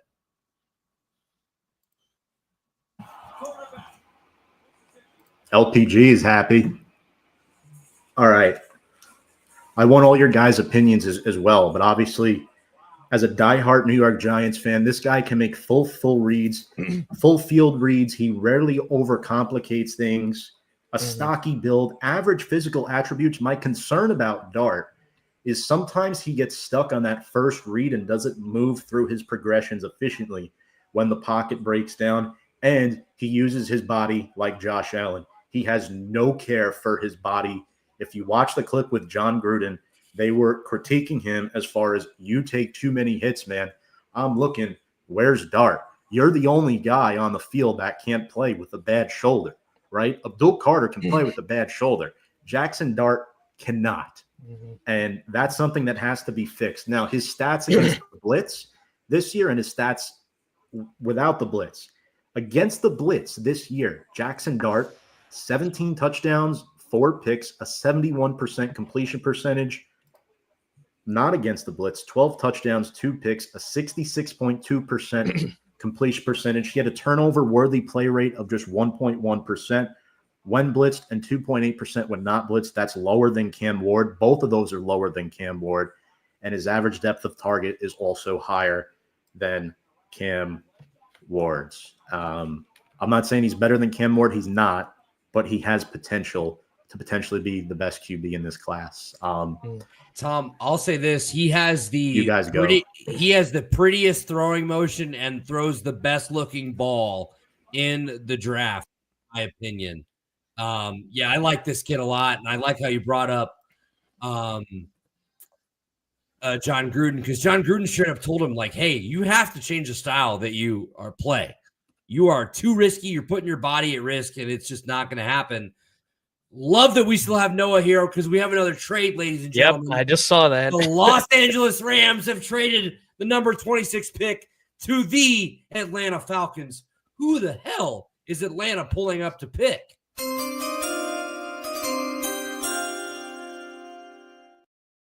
Well, there's a lot of options. I mean, we already had one guy we took that slipped beyond where you'd expect him to go. There's still a few guys out there that are on the board that are more talented than, where they're being picked right now, such as Will Johnson. I also like James Pierce. Granted, we did already take Jalen Walker, so might they go in a different direction. But I said it on the last pick, man, we need defense. And thank God I decided to stay here because I had no but there you go.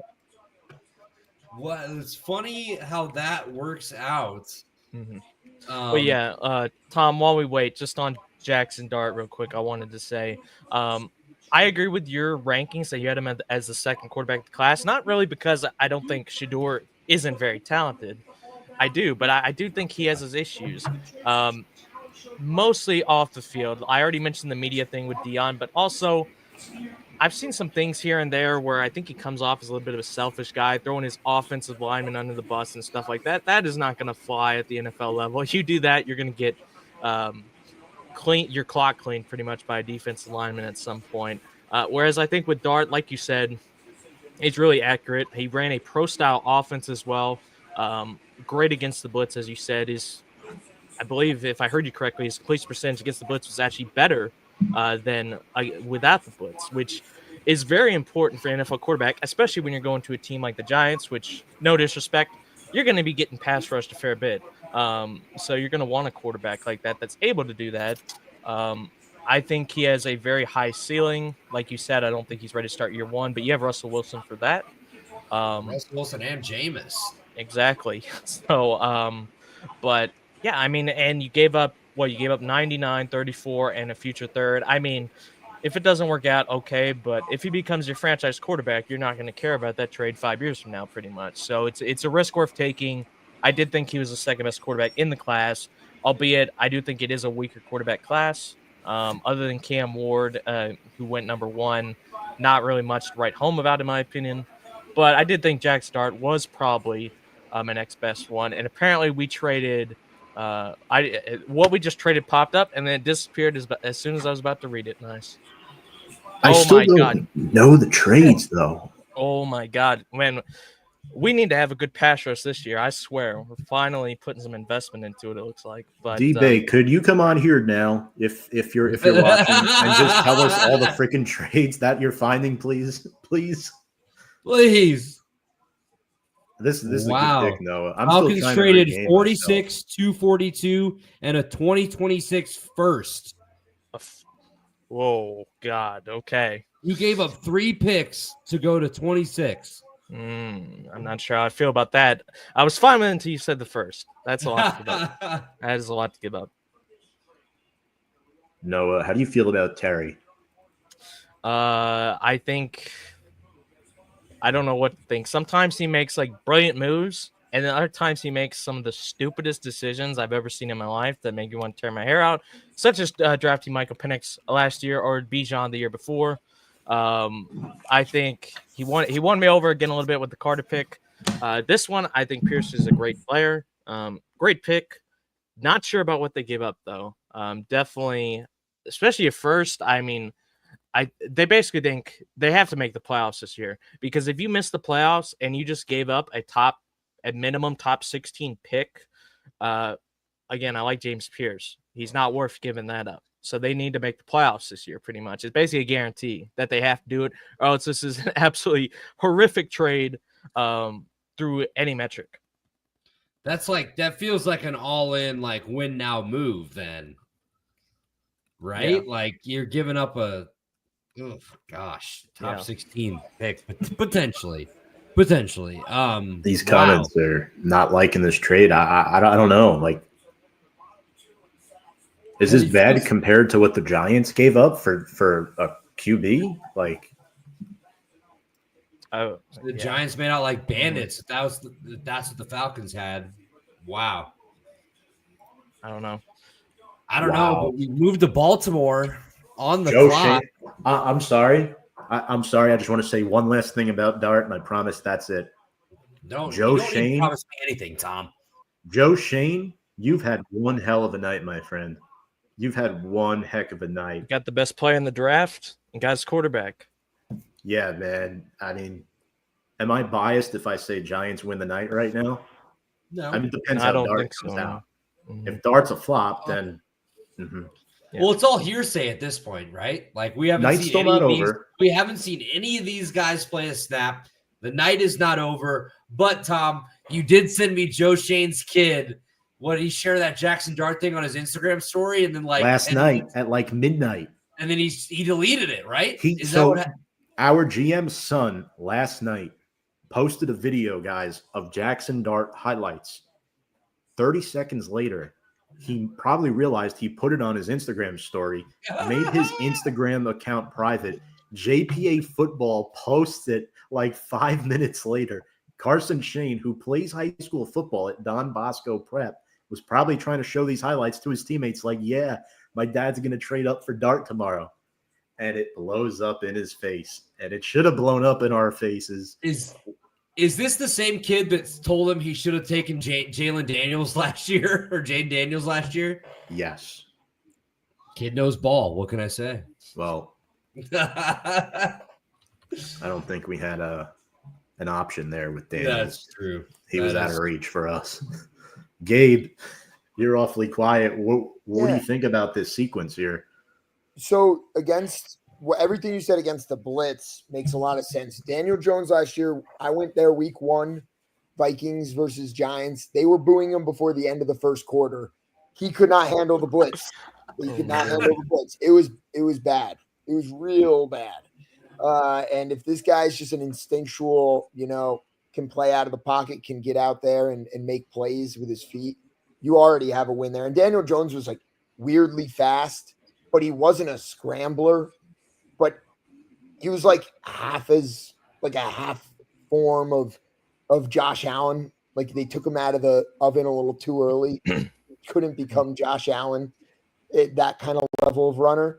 But he didn't really have an identity. And he couldn't play against the blitz. So you definitely could play that same Vikings team with Jackson Dart, maybe when he's a little more refined and have more success. And that is a 14-3 Vikings team.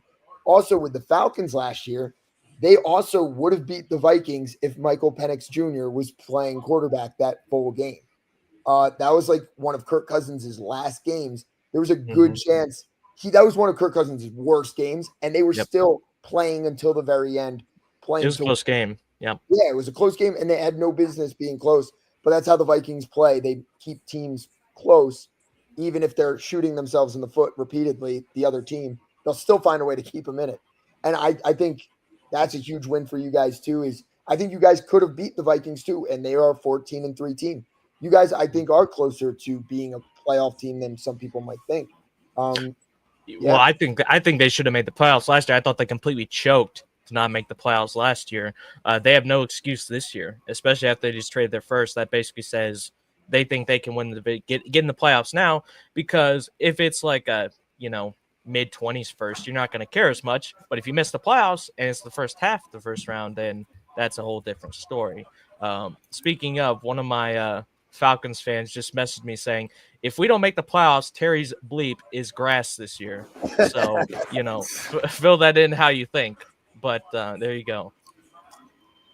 Hey, D-Bake. How are you? What's going on, guys? Pretty good. How are you guys? Where'd the goatee go? You look like a totally different person. I just shaved it today. Okay. I see. So, D-Bake, can you give us the full details on each of the last 2 trades that have taken place? Okay, so let me bring the other one up, because the Falcons was just, they gave up a future first. Was it 42 and then a later pick for 26 and 101. Okay. And then what was the other? Oh, yeah. It was 46, 242, and a 220 and a 2026 first for 26 and 101. That's what it was with our Rams and Falcons. Not bad.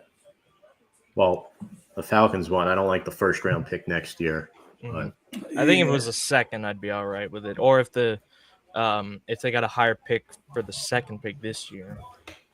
We'll see. Ravens pick is in. Oh my God! Oh yes, amazing. Georgia, great pick. Beast. Yeah, absolute animal. Noah, you're a big Georgia guy. Tell us all we need to know about Malachi Starks. Oh my God, this guy, amazing hitter, great safety. He's got really good. He's just a beast, man. I mean, I don't know what to say. Like, the fact he dropped this far, it's a great value pick for the Ravens to get him at 27. I think we're at right here. Yeah, I mean, the guy's a leader, not shy from contact, good at coverage, great tackler. I mean, really good tackler, athletic as well. one of the first plays I remember him ever making was against Oregon. Started 2022 season where I absolutely killed him in that game. Amazing leaping interception where he just blanketed the receiver 50 yards down the field. Yeah, I mean, I know I sound biased, but the guy's just really, really good. And the fact they got him at 27, I think he's talent-wise, I think he's higher than that for sure. So really good pick for the Ravens, solidifying that defense further because they just got Hamilton a few years ago as well for their other safety position, didn't they? Yeah, so I was just gonna say pairing him with Hamilton. Jeez. Yeah, that's great. That's pretty scary. I mean, you remember obviously if you look back to the college football playoff this year, he made that huge play against Texas. Mm-hmm. So this kid is very talented. I love the all pink suit, by the way. That is elite. The Lions pick is in. Malachi Starks going to Baltimore. They are just such a defensive minded team. Of course, they take a guy like this. And again, I said it for the 5th time now on this stream. First round Georgia defenders just work out. Tommy Boy. Except for Lewisine. Sorry to interrupt. Lewisine, safety, first round. Yeah, Lewisine and DeAndre Baker are the two that we found out that have not worked and, out. I'll give you a little older one. Jarvis Jones to the Steelers 12 years ago. Okay, we're getting. You saying Andy? Tom, I was just gonna say, what do you think about this pick? I know I always give you shit because on our college football show, I always say you're a closet Georgia fan. They're your number 2 team. He's told me this. He is. Noah's gonna have some words. Thank you, Noah. Noah's gonna have some words about that. But Stark's rare skills with his versatility is outstanding. Rare ball skills and athleticism. 6'1", a buck 97. Ran well at the combine, impressive in interviews. I think he only fell this far down because of his position, if I'm being honest with you. Because Emanwari is not off the board yet either. Mm-hmm. My one concern with him and Noah, you can tell me if you agree, he's not a consistent tackler at the line of scrimmage. Like, he's not a guy that's going to come up in the box and bring running backs down like that. Because obviously against Notre Dame, that whole defense struggled to bring anybody down. Do you agree with that? Or do you think he's better than you? I think in that category. I would agree with that. I would say, though, I think he's much better at open field tackling. Like, you're talking to bringing him up in the box to make a tackle there. I don't really think that's more his game. I think he's great in coverage, and he's great at making tackles in the secondary and stuff. Because Georgia is for the most part, they're very well coached on that. If a guy gets within their vicinity, they're pretty much 99% of the time going to get tackled almost immediately. Because Kirby is a guy that, preaches speed to the ball, wrap up, get the guy down, secure the tackle. Don't go for, you can't go for big hits, obviously, but make sure you get the guy down first and foremost. But yeah, once again, great pick. And John Harbaugh as well. That's the exact type of coach you want a defensive player like that going to as well. I just got a message in one of my Discords that I'm in and said, damn, the Ravens have the best safety duo in the NFL now. So they do. It is that. What a pick for Baltimore. And it's such a Baltimore pick too, isn't it? It just feels right. It just feels like, wow, this is who they're supposed to have. The Lions pick is in. Gabe, it's another NFC North team. Where do you think Detroit goes here? It feels defensive line for me is what I lean. Yeah, that could work. They have plenty of wide receiver talent, plenty of offensive talent. Go defense, get strong on defense. They historically have been a very bad tackling team and just bad defense in the past. But this year they were better. If injuries didn't happen, just load up the depth. So then if injuries happen, they're good. Dan Campbell definitely preaches everything you just mentioned, like Kirby Smart. Dan Campbell preaches that physicality. I think he creates beasts on defense. So that right there. I think they're still just, I don't know though, because now without Ben Johnson, maybe they need to help out the offensive side of the ball. Maybe they don't.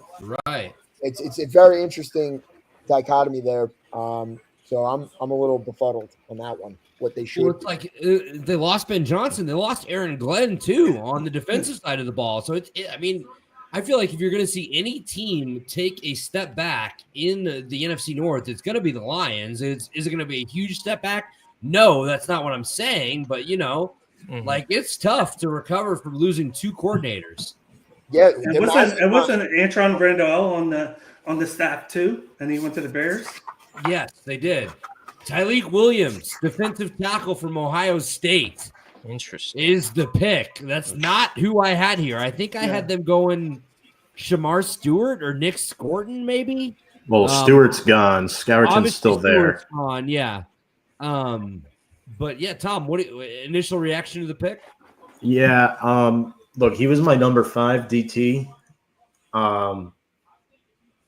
I mean, it's not a bad pick. They needed help right there. He's my 5 DT too. He's best DT available. I guess they valued him over Scourton because outside of Aleem McNeil, they don't have much firepower up in the middle. And if you're going to compete against, rushing attacks in the NFC North, like, Green Bay with Josh Jacobs, Minnesota with Aaron Jones, Chicago with Swift and whoever they bring in, I mean, you need to bulk up. And it struggled against Washington in the playoffs, right? They gave up a lot of chunk yardage to Brian Robinson Jr. and Jaden Daniels. Austin Eckler had some bad screens as well. And screen plays can be prevented if your nose tackles win at the line of scrimmage. If you have quick hands like Tyleik Williams does, you're able to stunt or go underneath that center or that guard.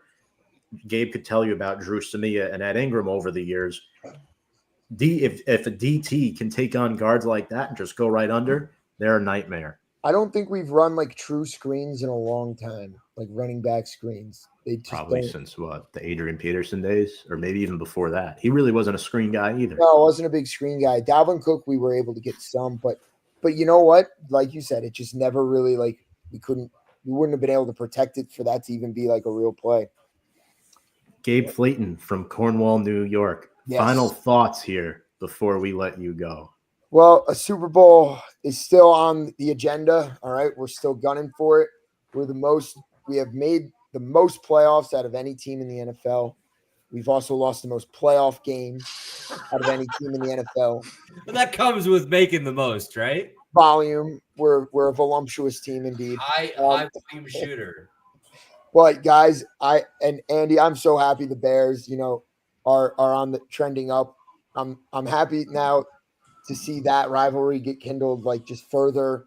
The Packers, the Lions. This division is at an all-time high. It was an awesome time last year. I'm looking forward to another great year this year. Thank you for having me on, guys. This is awesome. It's good to be back. We'll have to get together before the season starts and just talk some NFC North ball. I miss the North Pole dearly. I was very excited when Tom told me that you were going to be able to join us, man. But I hope you're doing well. Yes. I actually just talked to somebody over at West Point for work the other day, and that made me think of you. Yes, because I know you're a big Army guy. So, awesome. Good luck to you guys this year. As much as I hate to say it, but it's good to see you, man. Thanks for joining us. Me too, man. I can't wait to play you guys twice this year. Absolutely. Good night, Gabe. Skull, baby. Talk soon. Best of luck. I'll give you one skull clap. I will do that for you. I want to see it. We have 2 NFC East guys on the panel right now. Tom D-Bake, your opponent, Gabe. The Washington Commanders, is on the clock right now. Kind of an interesting pick here because I'm not really sure where they go with this. It is. And their pick is already in. But before their pick is in, I promised Marty I would get this in. So I'm going to run to the restroom. Marty's going to make his prediction. And then Andy, Noah, and D-Bake, you guys will take it for 1 minute. We got it. Hey, what's up, review and preview guys? This is Mr. Command Cave here, coming from you live. It's draft night, Thursday night, first round. Can't get more exciting than this. I'm going to give you a quick pitch of what I think the 2025 draft's going to be all about. I think it's going to be very similar to the 2022 draft. A lot of smoke, no action. I don't believe any of these quarterbacks deserve to go in the first round that they're talking about. I believe they're going to fall in the second round. I'll see Cam Ward go 1, maybe Shedeur Sanders, but the rest, even Jackson Dart, maybe late first round, but I think most of them are going to fall to the second. A lot of talent on the board, and I think teams are going to take the talent over trying to reach for a quarterback. As for my Commanders picking 29, We were a championship game, one game short of the Super Bowl. So we're looking to get some pass rushers, maybe Landon Jackson from Arkansas. I love him at the end of the first round. And I also love cornerback Shavon Revel from East Carolina. Look out for him. Very talented, coming off an ACL injury. But don't let that scare you. The dude's a dog on the outside. This is Mr. Command Cave checking in with you guys here before the 2025 draft. Hope you guys have a good night. Hail the Commanders. Thanks so much to Marty for that recording there. So this is an interesting pick, like we said. If you look at some of the Commanders' offseason additions, Deebo Samuel, they got Javon Kinlaw as well. They added to the offensive line, I'm pretty sure. They're showing Mike Green on the broadcast right now. Do they go edge? D-Bake, you are an NFC East guy. How do you see your divisional opponent attacking this pick here? I still think they go O-line. I think that's what hurt them last year against us was the fact that they got beat at the line of scrimmage a lot.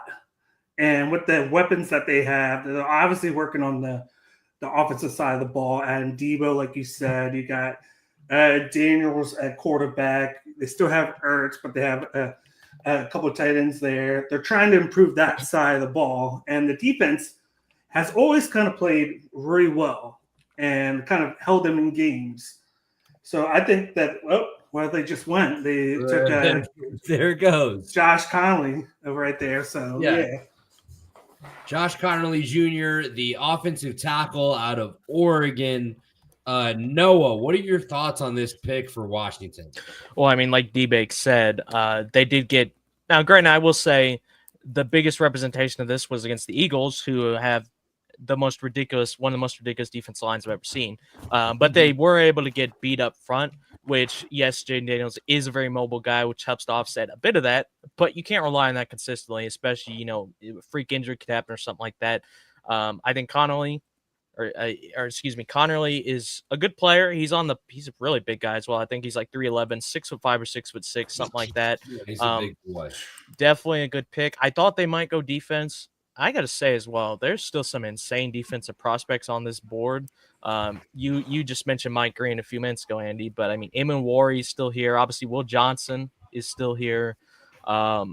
It's kind of weird, right? Because it feels like after Abdul Carter went, a lot of the other defensive prospects have really fallen off the board. Bob Campbell's still on the board too, right? This does not feel like how I thought it was gonna go. That's a great point. I'm thinking Will Johnson here, and then wow. I'm looking at the ESPN top remaining prospects. Out of the top 8, only one of them is an offensive player. The rest all defense. Right. So it's got to be. Connerly is a great pick though for them. Yeah. Yep. I love Josh Connerly. Tom, let's get your quick thoughts on this pick. Obviously, you just came back. You have Connerly as your 5th overall tackle, and he falls to 29 to the Commanders. Yeah, I mean, look, I really like this guy because I think he brings a lot to the table. He has guard tackle flexibility, 21 years old, tested really well at the combine, All-American, good power and length for Connerly as well. And, he might need to accelerate a little bit better into down blocks. But, I think if you eliminate that forward lean a little bit, because forward lean is what leads to sacks allowed, penalties, QB pressure. You want to eliminate that forward lean. And I think on a team like, the Washington Commanders, I think he could definitely do that because I believe Sam Cosmi got hurt last year, and you definitely want to upgrade over Andrew Wiley at right tackle. He's the guy who used to start for Kansas City, and he got shipped out, and then Washington signed him. So, yeah, it's a good upgrade here, and I like the pick.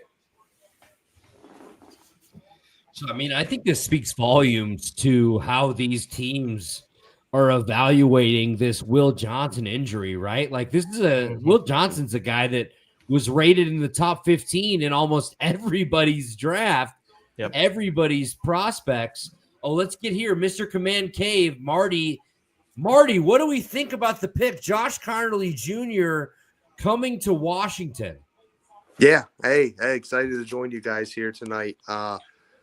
What did I think? I mean, with Will Johnson still on the board, that one was a tough one to swallow. But hey, anything that we can do to invest in JD5, we've got to do. And if that means offensive tackle, like Tom was saying before, kick him inside, potentially right tackle. I know we invest in Tunzel. We have him on the left side. Brandon Coleman last year played really well. Maybe could kick him inside, but investing in JD5 is all we need to do right now as a Commanders organization and an offensive line that does that. Do you think Connerly Jr. is in a position where he comes in and he's a day one starter? That's going to be tough. Like I said, depending on where they see him fit. Like last year, for example, Brandon Coleman had a lot of different comps and ideas of where he wanted to play, but they had the idea of putting him at left tackle when they drafted him day one. They wanted to be him at left tackle. I'm sure these our brain trust with Adam Peters, they know exactly where they want to put him. And until that information comes out, it'll be tough. But I'm thinking and leaning more towards him starting at right tackle. I like it. To replace Andrew Wiley potentially. What's the latest on Cosme? I know he had a bad injury in the playoffs. Is he out long term? Yeah, unfortunately, they're in the Detroit Lions game, torn ACL. So I would expect him to miss most, if not all, the 2025-2026 season. Really tough. We did sign him to a long-term extension that off season. He's a great solid guard for us. So but we're going to need a solution there for the inside. Wiley could kick in. Brandon Coleman could kick in. So this pick does give us flexibility moving forward into the season to try to figure out what we want to do to, again, invest our most valuable asset in Jayden Daniels. I like it. And how do you feel? Obviously, the Giants got Abdul Carter tonight and potentially their new franchise quarterback in Jackson Dart. I know we kind of teased about it on the side a little bit before, but you got to have some protection for JD5 for sure. Yeah. Giants shaking and moving. Like I said, I've been watching and listening. Tom. And I believe Marty has crashed out. From, literally, not figuratively. No. Are you there? Sorry, apologize. Oh, he's back. Yeah, like you were saying earlier, Tom, GM coach there in New York. This is it. Like, this was it. They needed to do something. They had to shake it up, getting Jackson Dart at the end. I think now the most exciting thing is where Shedeur Sanders is going to fall. I think we're all in agreement. It's not going to be in the next couple picks. So with that, it's been a really good first round, sort of similar to what I was thinking in the beginning, but still always fun. The NFL draft is one. Ooh. I was able to attend last year, a little different this year. What do we get? No Revel, no Johnson. Maxwell Hairston off the board before Johnson. Wow. I will say they did need a cornerback. They did. Mm-hmm. But they must really not like that injury for Will Johnson. Now they're taking cornerbacks over him too. Oh, it's tough. Oh, guys, it's about that time again.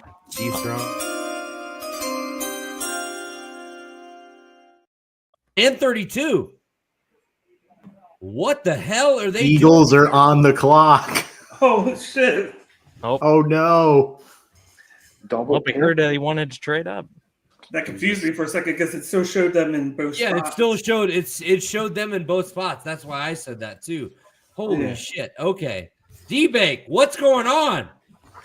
I don't know. Maybe they're looking at Will Johnson because I know the type of guy Howie is. He's okay with getting a guy with medical issues, stashing him on the side, and then seeing how they go with that. They did that with Nakobe Dean. Who could Kansas City had their eye on that Philly wanted to jump them for is my question. That's a great question, Tom. I think it's got to be Will Johnson here with that type of move. Because it's like, okay, so the injury, like you never want to have any injury history, but it's turf toe. Like, how bad can turf toe be? I don't know. Maybe I'm ignorant, but Well, what did they just trade up with Kansas City? Because it's shown Yes. Philadelphia 31 and then Kansas City 32. So they must have traded with each other. They traded with each other. Yeah. Dump one Kansas pick. City, I think, did they gain any additional picks? Oh, here it is. It is 32 and 164 for 31. Just that. So okay. Who did they like so much? I'm That's a curious to see who they liked so much that they thought Yeah. Kansas City was going to take. Well, Howie Yeah. always takes trenches or receiver in round one. So it could But we don't be- need. But we really don't need either. We need, You need either depth. edge rusher or corner. Since You need right now, depth, boy. I What mean, if this is Shahad Campbell? no, I don't. because right now we have Mike Green? Ringo Starn and McCollum. Mike Green? I'm gonna guess Ezeraku. Noah, what do you think? I think I don't know. It's so tough because I think the best options for them are edge rushers, but at the same time, that's their biggest strength. It feels like the rich getting richer at that point. Marty joins message. Connection is spotting. Sorry, fellas. Been a great night. Hail to the Commanders. Thank Marty, you, Marty thank you for joins. joining us, even if it was brief. We appreciate the analysis and the pre-recorded message as well. I know, talking quiet there. He has a newborn. Vixen. Well, not a newborn, but a baby, a few months know. old now. So I know how that goes. I know what the pick is. ×2 for you. You know what the pick is. Yep. And Tom said the name too. So I'm gonna guess that it's Ezeraku. No. No. Mike Green. It's Campbell. Andy said the name, not me. Oh, okay, yeah. I knew one of you said it, but they took 32 to 31. That's a fun. They always get these defensive SEC guys that Oh, they boy. have no business getting Noah. at that pick. Like, oh my God, great. Eagles I love load the up on the SEC. They love the Especially SEC, Georgia. man. Yeah, but man, I talk about the rich getting richer, like another freaking pass Exactly. rusher. Cannoli. Good for them. I mean, Georgia and Alabama guys. Dude, Shador Sanders is falling to the second round. That's crazy, man. So bad. The sources which that the is, Browns are. by the way, where scouts have had him fucking rated this entire time. Yes, this was a Entire complete time. publicity stunt by Deion Sanders and Colorado University. These are not bad people. Shador Sanders, I think, is a decent guy.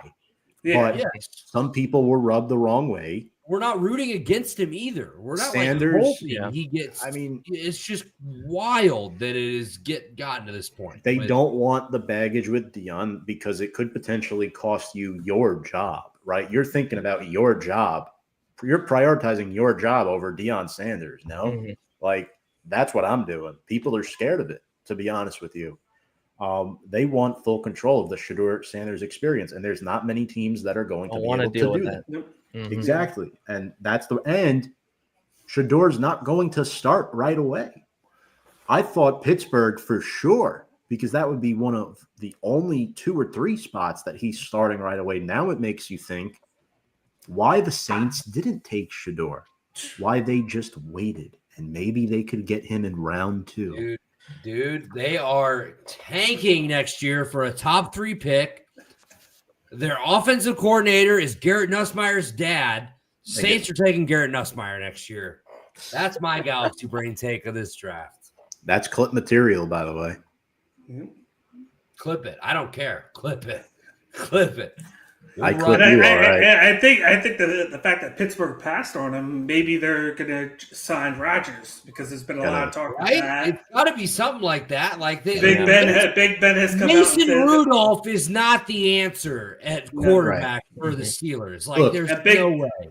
And Big Ben has come out and said that he wouldn't be surprised with everything going on with them secretly bringing him to the facility a couple weeks ago, meeting all the coaches. One of the former coaches was his quarterback's coach his first year in Green Bay, and he really liked the area, he really liked the feel, and he said he's only taking his time because of a family situation, and he's putting that first. So I wouldn't be surprised if that's where he goes, and that's why they passed on Sanders. So, and I hate to take away from these other prospects, guys. Yeah. I'm not trying to knock anybody personally. It's a Shedeur Sanders problem. That's why he's still on the board, because Dart went in the first round. If it was a positional quarterback problem, Sanders would have went as well, or Dart would have not went. The Giants would have traded up to get him. Look at the tape, man. Like, do you watch Shedeur Sanders tape and you're sold that this guy is the fucking answer anywhere? He takes a shitload of sacks. He's slow. He's not the most accurate quarterback in the world. Thank you, Andy Bott, my good friend Andy Bott. He tunes in and I immediately drop a beer. He texted me and said, "Did you just drop a beer?" I love that. But man, I'm not sold on Shedeur Sanders. Do I think he could be a good quarterback in the NFL? I do. I mean, he fits the profile as far as pocket passer and what you want to do. Do I think, you can't 100% knock him for having a shit offensive line for the last 2 years, but even so, look at he's getting pressured. It's not great. You know what I mean? Well, moving on to Jihad Campbell, D-Bake, and I'm sure we'll get back to Sanders before the end of the show, but I think the reason why Campbell fell this far, it's not just the medical for me. It's the fact that he was only a 1-year starter, a 1-year full-time starter at Alabama. It was very impressive, but it's a smaller sample size. And he doesn't play with the best instincts or play recognition. He's more reacting. He's a reactor. He's not the aggressor that blows up plays, right? He's a good football player. I think it's a good fit with Philadelphia, but he's best used as a 3-4 full-time rush linebacker. And the Eagles still have Zach Bond. Is Nakobe Dean healthy, D-Bake? What's the Not right now. latest? Not right now. He definitely, I believe he tore his ACL or whatever in the playoffs. So with his history of injuries, I wouldn't be surprised that this is why they took him as a backup plan here, because he's missed a lot of time. Even with the Georgia coming here, like we thought that this was the first year that he'd be healthy. He was throughout the regular season, and then he gets hurt in the playoffs. And you don't know when he's going to be back.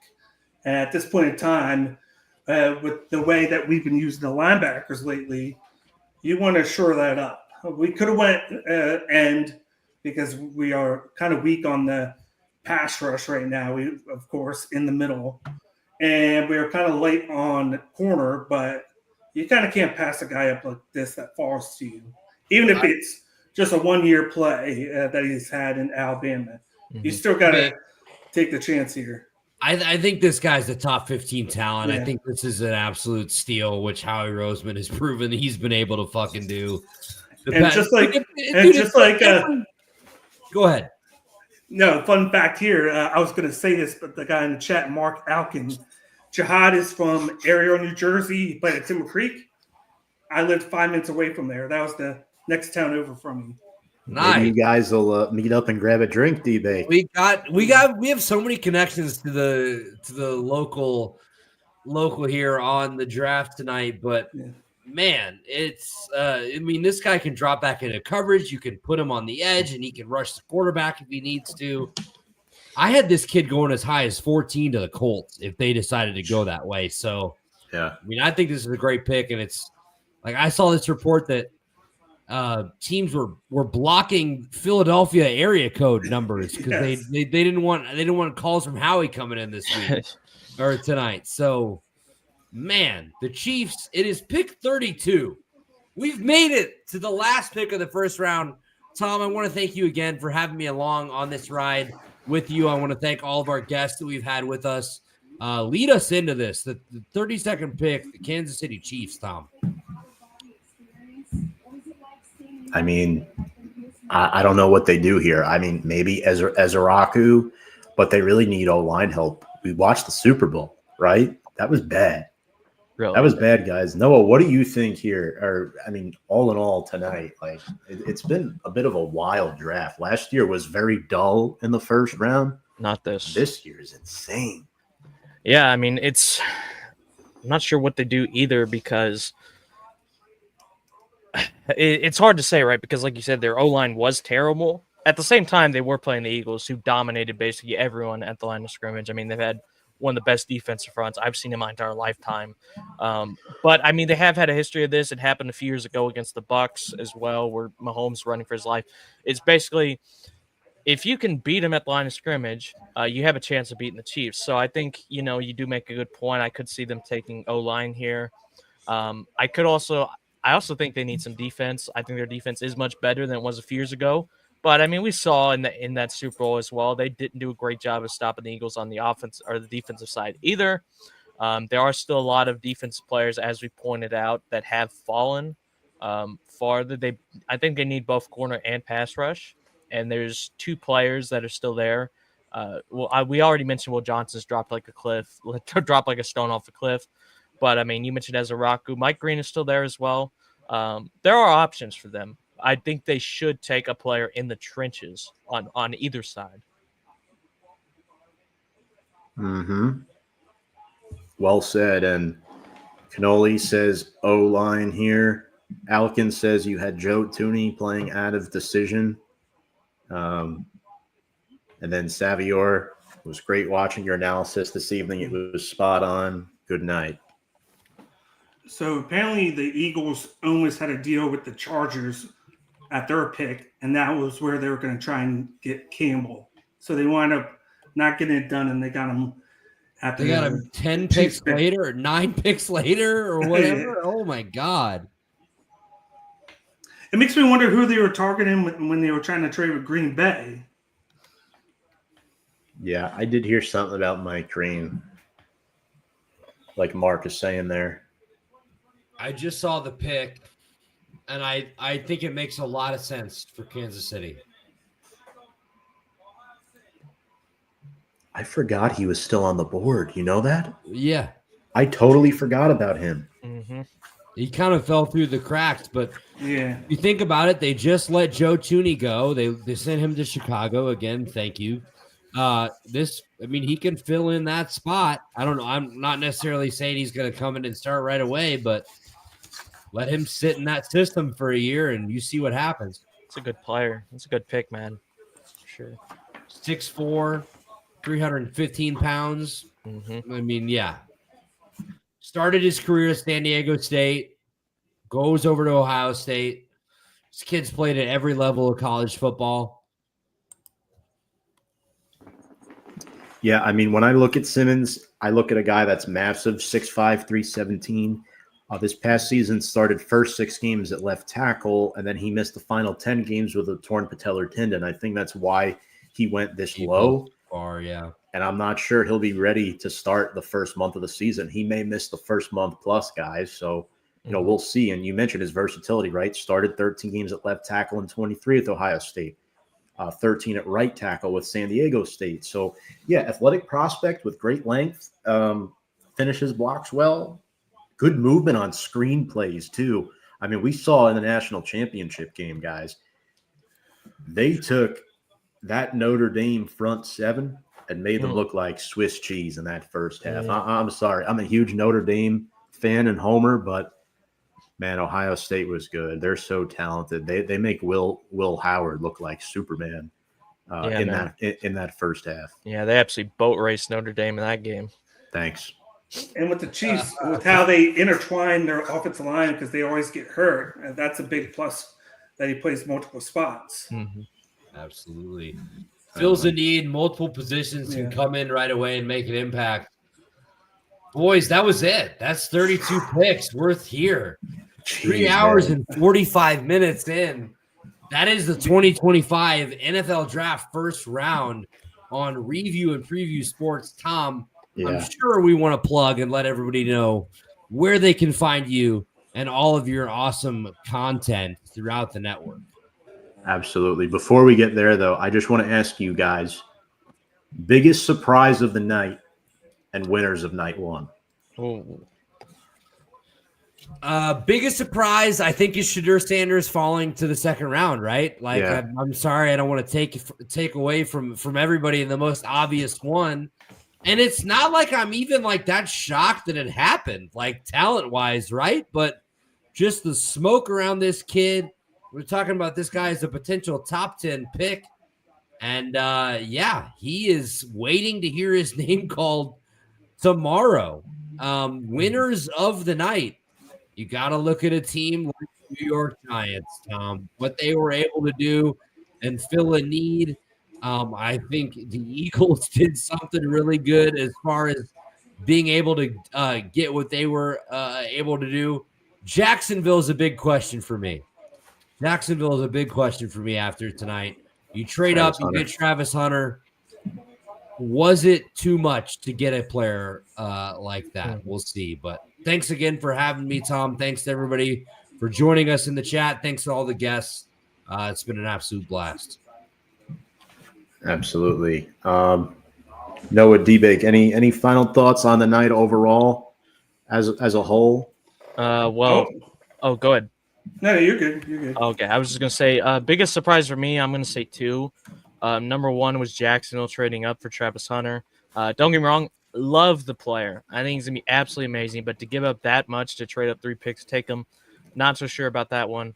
A second surprise, Andy mentioned Shedeur Sanders dropping around 2. I'm gonna go with Will Johnson dropping around 2. That guy's a top 10 talent in my opinion, and clearly they do not like the injury bug surrounding him for him to drop that far. Biggest winners, I'd say obviously the Giants. In my opinion, they got the best player in the entire draft at number 3. They got their potential franchise quarterback as well. I really liked what the Colts did getting Tyler Warren. In my opinion, he's the best tight end in the class. So to get him at number 14, I think is really good. Biggest losers, I mean, again, not too sure about Jacksonville. But other than that, insane draft, man. A lot of great prospects falling as well. But yeah, I mean, I did not plan to be on this long, but got in the rhythm, and I wanted to see if Shedeur eventually got taken anyway, but he did not, and the Falcons traded up as well. So yeah, very entertaining first round, unlike last year. Absolutely. Final bold prediction: Cleveland takes a quarterback at 33 tomorrow night. Not named Shedeur Sanders. It will be either Tyler Shough, that's who I think the pick will be. I don't think Milroe is going to go before Shedeur, but I think Tyler Shough has a shot because I think they've fallen in love with him. But man, Shedeur is a hard pass at 33. But something just tells me with the way the board's been falling, boys, I don't know. I don't know. Something just telling me he's going to continue to slide a little bit longer. Never know, man. But all right, guys. Andy, I know you got to sign off. Noah and D-Big, thank you both so much for sticking with us throughout the end of the show. Make sure to subscribe to Review and Preview Sports on our YouTube channel. Big Blue Avenue as well for all you Giants watchers tonight. You've all been awesome. Thank you for sharing and liking the show with the algorithm. Andy, thank you once again for being my right-hand man through all of this, throughout the pre-draft process. You know I'm right here. I'm always the sixth man off the bench for the Review and Preview You're Network. The man. We're in talks for a college football show, potentially going full time on Review and Preview. I don't know if Review and Preview is ready for Andy Hopper to be fully on the show or on the network, but yeah, we could do another brew party. Whatever, we're in talks. It's very early, But Tom, I'm sorry if I talk too much. I'm sorry if I talk over anybody, but this is literally my favorite show that we do every year. It's the best time of the year. Wouldn't want to do it with anybody else, man. I think you do such a great job. You prepare better than just about anybody I know. Somebody hire this man to be their full-time play-by-play. I want Tom at the top of the play-by-play lexicon. Okay? Stack loves him. I love him more. Let's get him. Let's get him D1. Okay? CBS, quit fucking around. 2025 NFL Draft, Review and Preview Sports. Thank you so much. It's been an absolute pleasure. Well, there's a clip for you right there, Tom. On behalf of D-Bake, Noah Dog Dibler, Andy, Hopper, who deserves a raise as well and a D1 PA job, Please, in my personal I do need a opinion. raise. Thank you. My name is Oh, Tom Scavetta. Thank you all. Cheers to all 32 NFL teams for getting better tonight. Thank you all for joining. Shit.